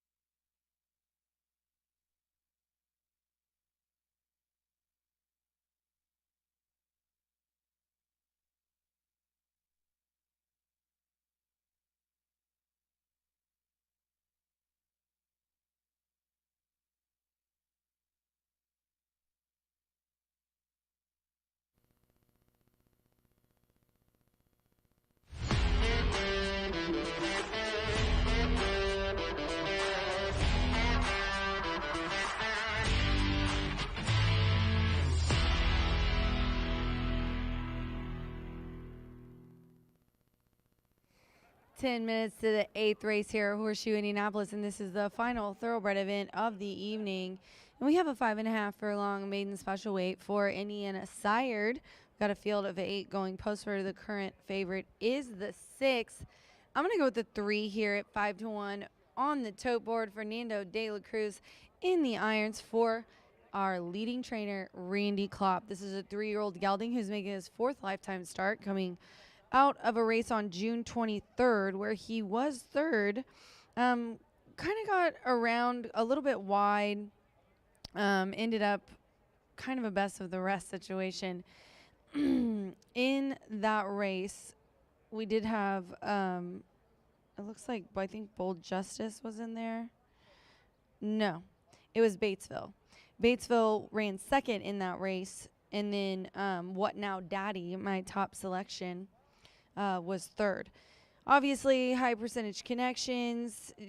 Fernando's been hot, and I say it all the time. There's a few jockeys that once they get on a roll with riding doubles, riding triples, what have you, they definitely get on a roll. Marcelino's one of them. Deshaun's out, but he's going to be back soon. He's one of them. Fernando also, when he starts getting, triples and doubles, you can just count that it's going to happen repeatedly for a while.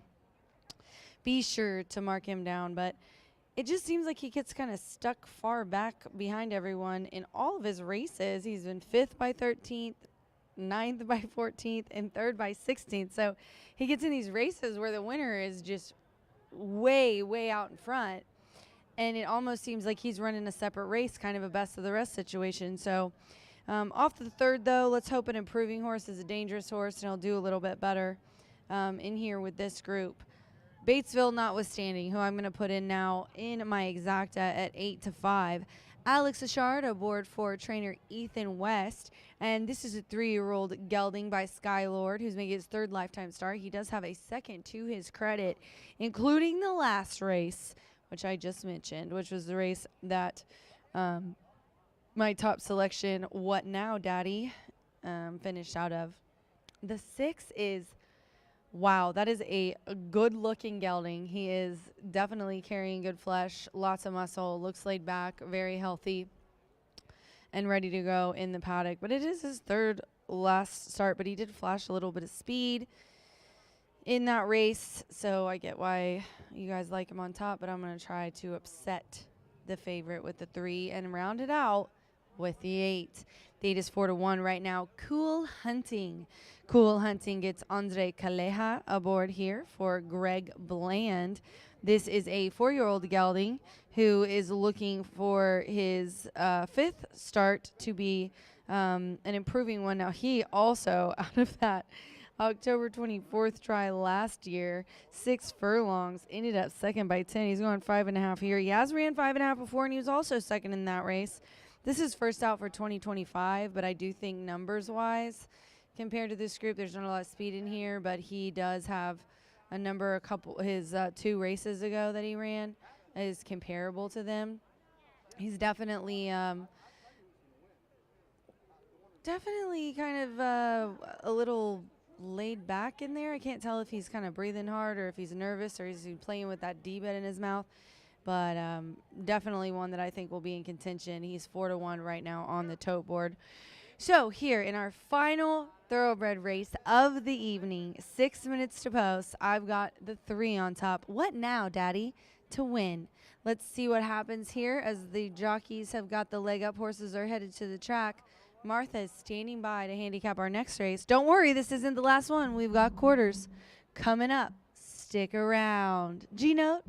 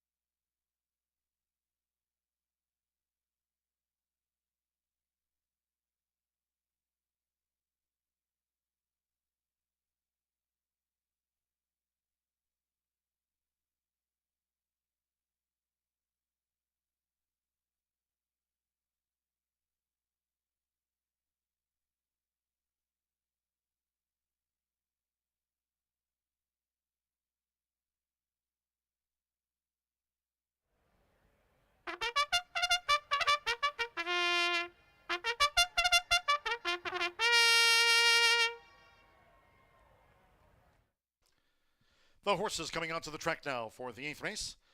Maiden sprint here at 5.5 furlongs, a field of 8. No scratches, no rider changes. For Junkyard Justice, add 1 pound to the program weight listed. Exacta, trifecta, superfecta, 10-cent pentafecta. Maiden sprint starts our final double of the night. 9th race closing the card with a quarter horse maiden dash over the 350 fast track. 9th race, scratch 11, Relentless Annie. 9th race, the quarter horse maiden, scratch number 11. Number 2, Fabulous Diva, the jockey. Diego Bocanegra rides 2, Fabulous Diva. Number 10, JB Corona Mi Perry, the jockey Saul Lopez. 3 minutes to post time. Fast track for the final 2.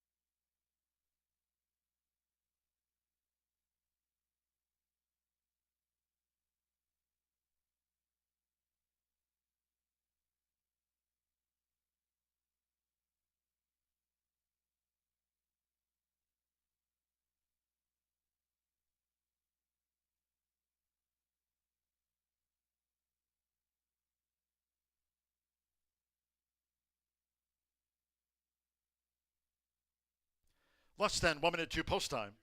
Less than 1 minute.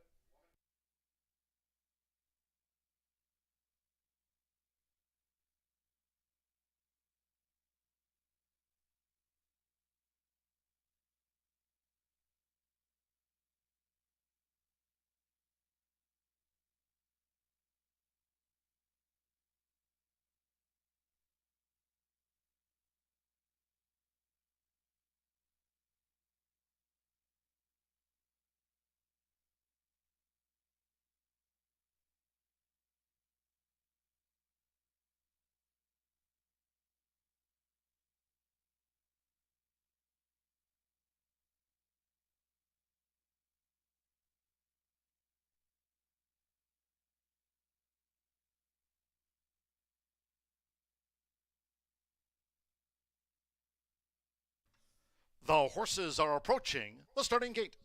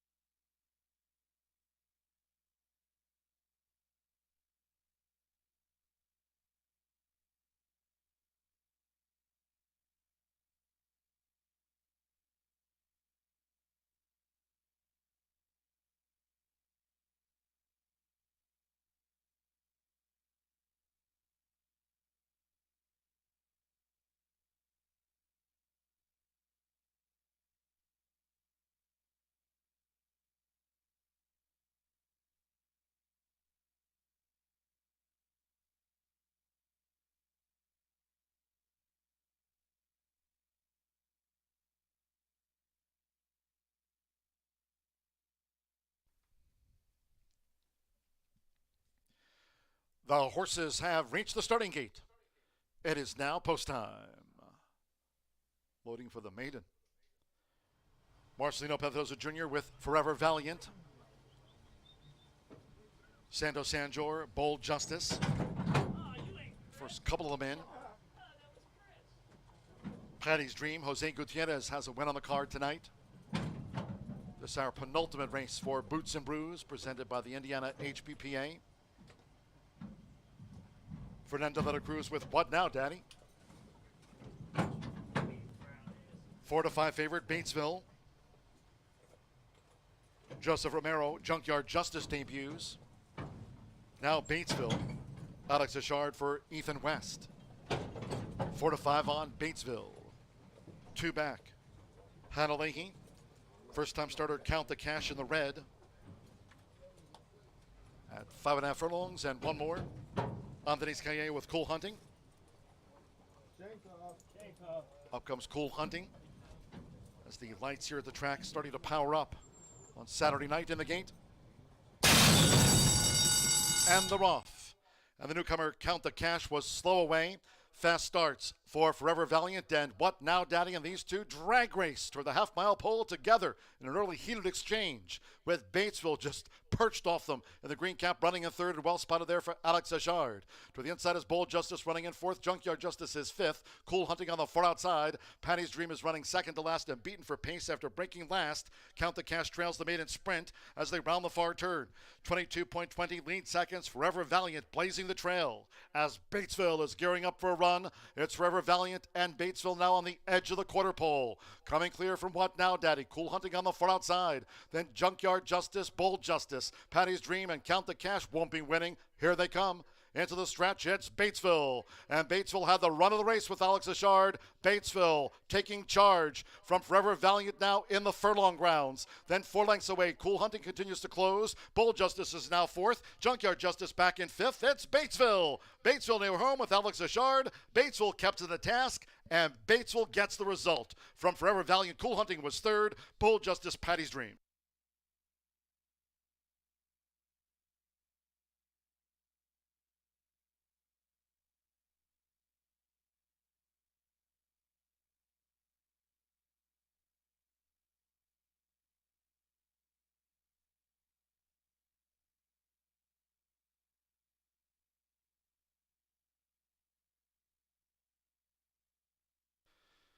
.107.05 after the maiden. 5.5 and 107.05 fast track for the maiden sprint. 6-1-8-5-2. 6 Bates, 4-5 first. 1 Forever Valiant at 2-1 was second. Number 8, Cool Hunting. At 7-1 was third. 5, Bold Justice. 27-1 getting into the Superfecta. And at 21-1, 2 Patty's Dream fifth for the Pentafecta. Batesville, Alex Ashard was always traveling well for Ethan West, a victory. Here on Boots and Brews, Batesville at 4-5, a maiden Amore.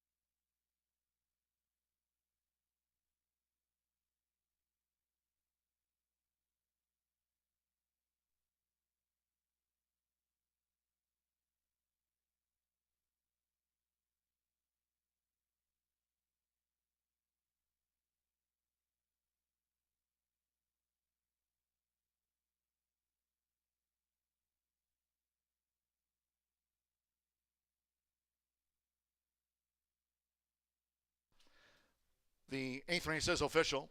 In the Murphy Trailer Sales Winner's Circle, the 6, Batesville with Alex Ashard.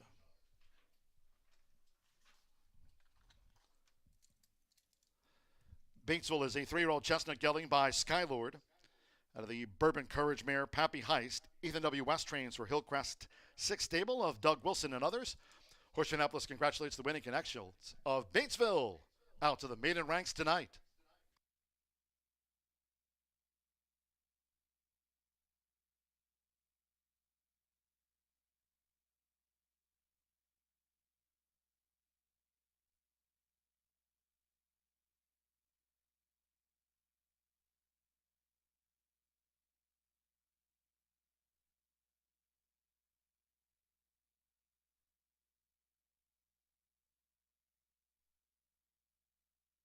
Six one Exacta here after the maiden sprint. 107.05, full results in.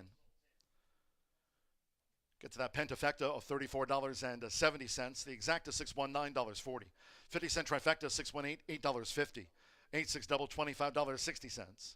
Bold Justice ran fourth in the maiden. 6185, that 10-cent Superfecta, $9.58. 6 with the 8 with the 6 for a 50-cent pick 3, $14.25.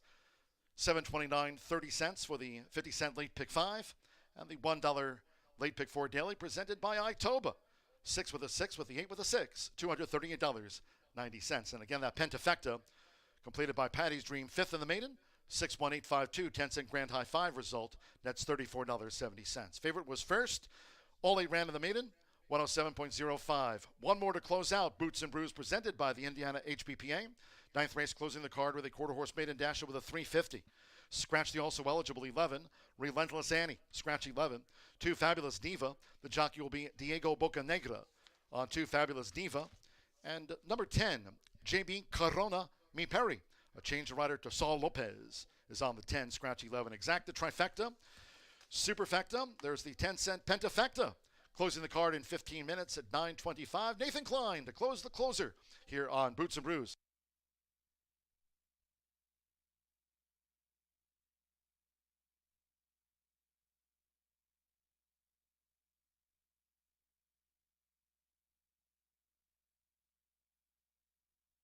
The gate.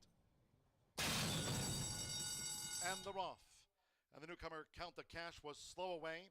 Fast starts for Forever Valiant and What Now Daddy, and these two drag race toward the half-mile pole together in an early heated exchange, with Batesville just perched off them in the green cap, running in third, and well spotted there for Alex Ajard. To the inside is Bold Justice running in fourth. Junkyard Justice is fifth. Cool Hunting on the far outside. Patty's Dream is running second to last and beaten for pace after breaking last. Count the Cash trails the maiden sprint as they round the far turn. 22.20 lead seconds. Forever Valiant blazing the trail as Batesville is gearing up for a run. It's Forever Valiant and Batesville now on the edge of the quarter pole. Coming clear from What Now Daddy. Cool Hunting on the far outside.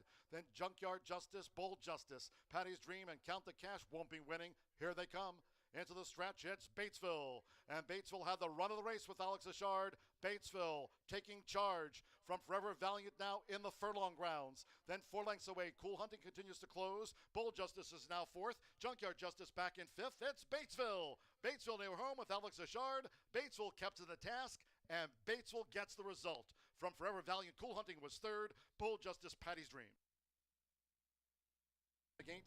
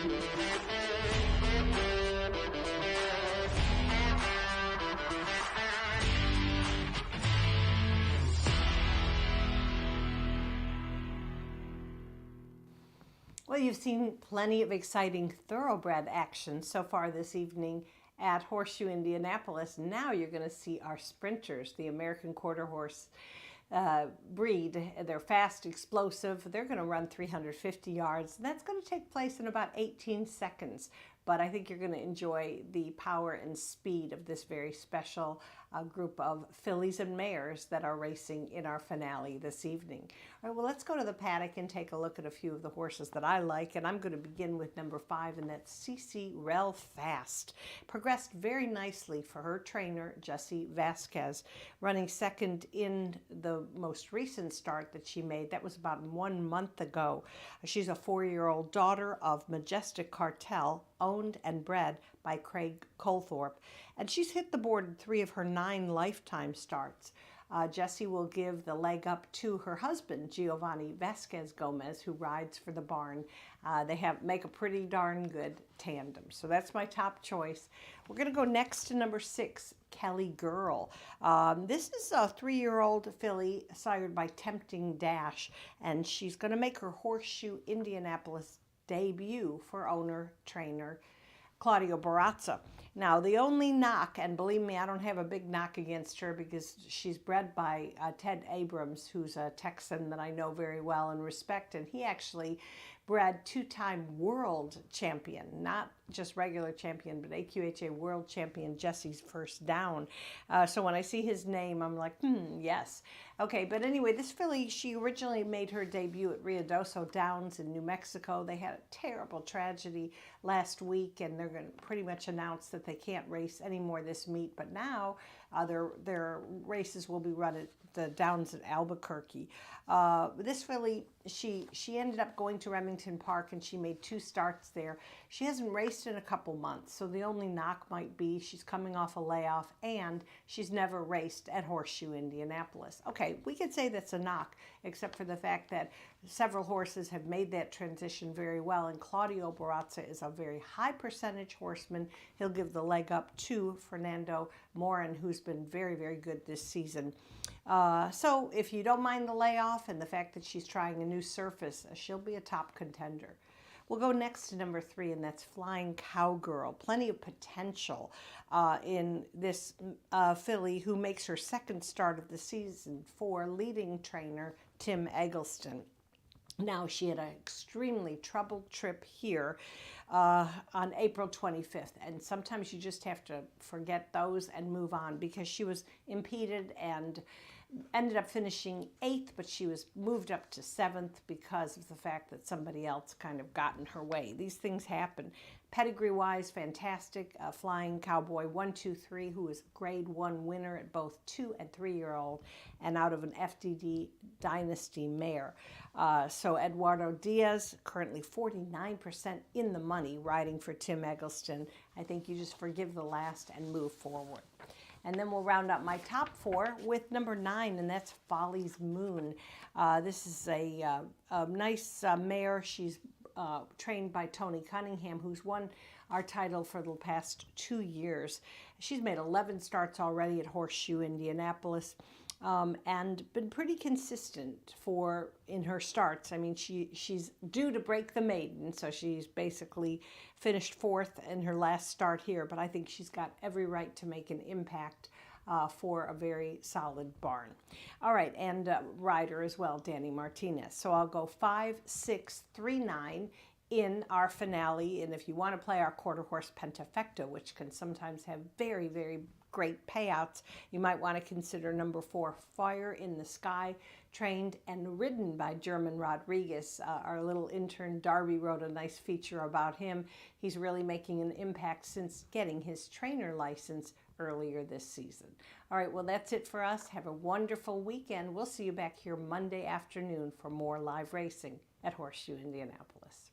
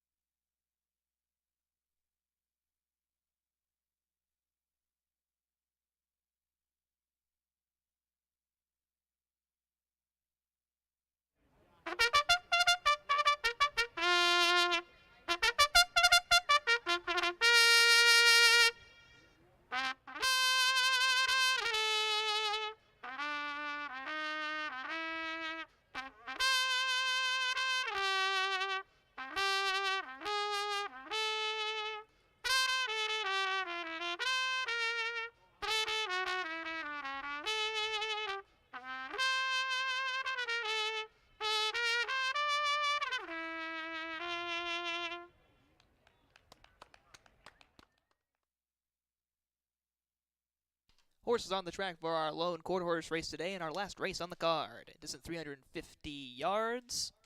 Changes, scratch the 11, also eligible, Relentless Annie. Diego Bocanegra is the rider on the number 2 horse, Fabulous Diva. The jockey has been changed to Diego Bocanegra. And number 10 will be ridden by Saul Lopez. JB Corona Mi Perry, Saul Lopez. Those are all your changes. Everything else reads the same. Good luck in our last race today.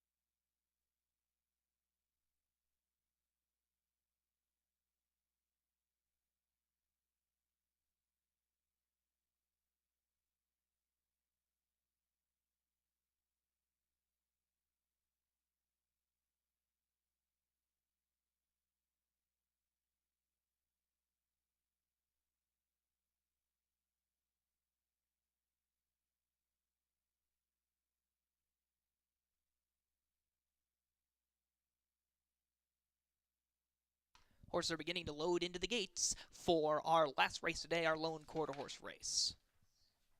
First in was Fabulous Diva. CC Relfast goes in next.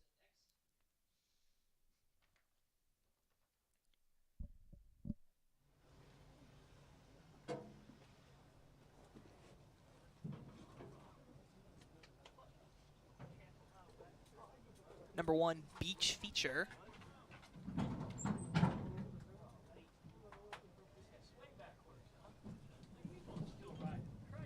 Your favorite Kelly Girl, number 6.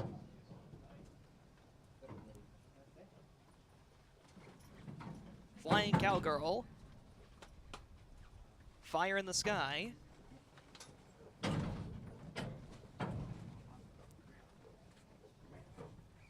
Flashy Beach DHD. Stone E Dash. And Folly's Moon is going to complete the lineup.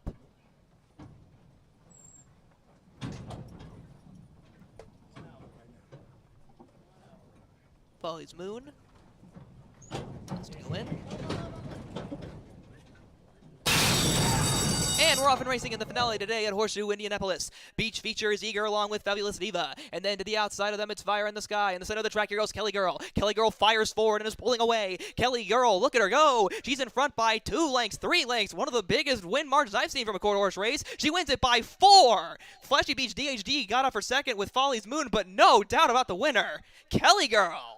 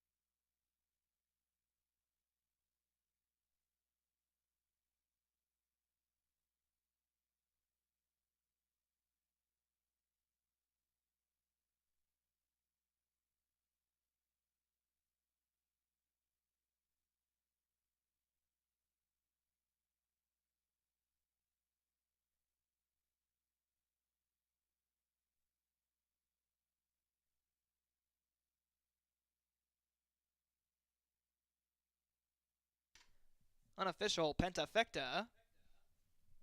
First, number 6, Kelly Girl. Second, number 7, Flashy Beach DHD. Third, number 9, Folly's Moon. Fourth, number 5, CC Rel Fast. Number 5, and then fifth, number 3, Flying Cowgirl. 67953, the unofficial Pentafecta for our quarter horse race today.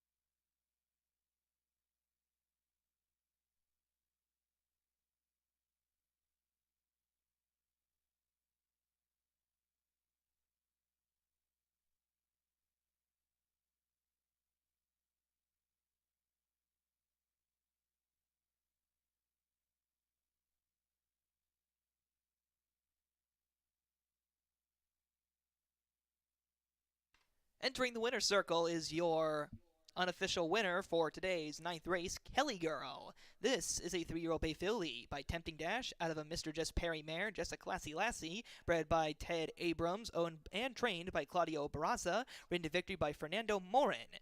This filly is now 1 for 4 lifetime, kicks down the door in their maiden victory today. The finishing time for today's race was 17.674 seconds. For the payouts, The winner paid $280 to win, $240 to place, and $260 to show. Second place, number 7, Flashy Beach DHD, $7 to place for $520 to show. The third place finisher, Folly's Moon, $680 to show. The 50-cent pick 3, $8.45. The 10-cent Pentafecta, $245.75. The $2 exacta, $20 even. 50-cent trifecta, $37.40. The $2 double, $11.40. And the 10-cent superfecta, $27.29. Scratch the 11 for this race. Finishing time, 17.674 seconds. That is the last of our races today at Boots and Brews. We hope you had a great time. Horseshoe Indianapolis Racing returns Monday. First post will be at 2:10 p.m. We hope to see you there, and we hope that you won some major tickets today and the future. Till next time, this is your guest announcer, Nathan Klein, saying ciao from Horseshoe Indianapolis.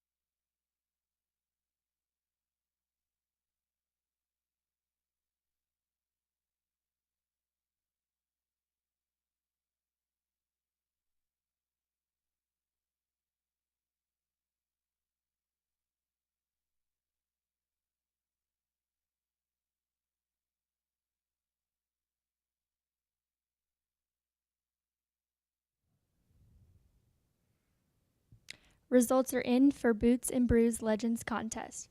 Congratulations to the first place winner, Michael Berger. Second place, Samantha Eccles. Third place, Bill Bochenek. Fourth, Paul Steffen. Fifth, Tina Heineson. Sixth, Frank Gall. Thank you to those who played in our Boots and Brews Legends Contest.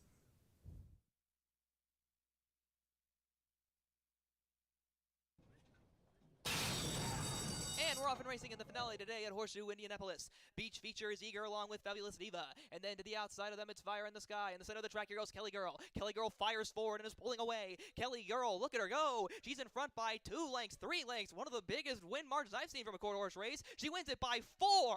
Flashy Beach DHD got off for second with Folly's Moon, but no doubt about the winner.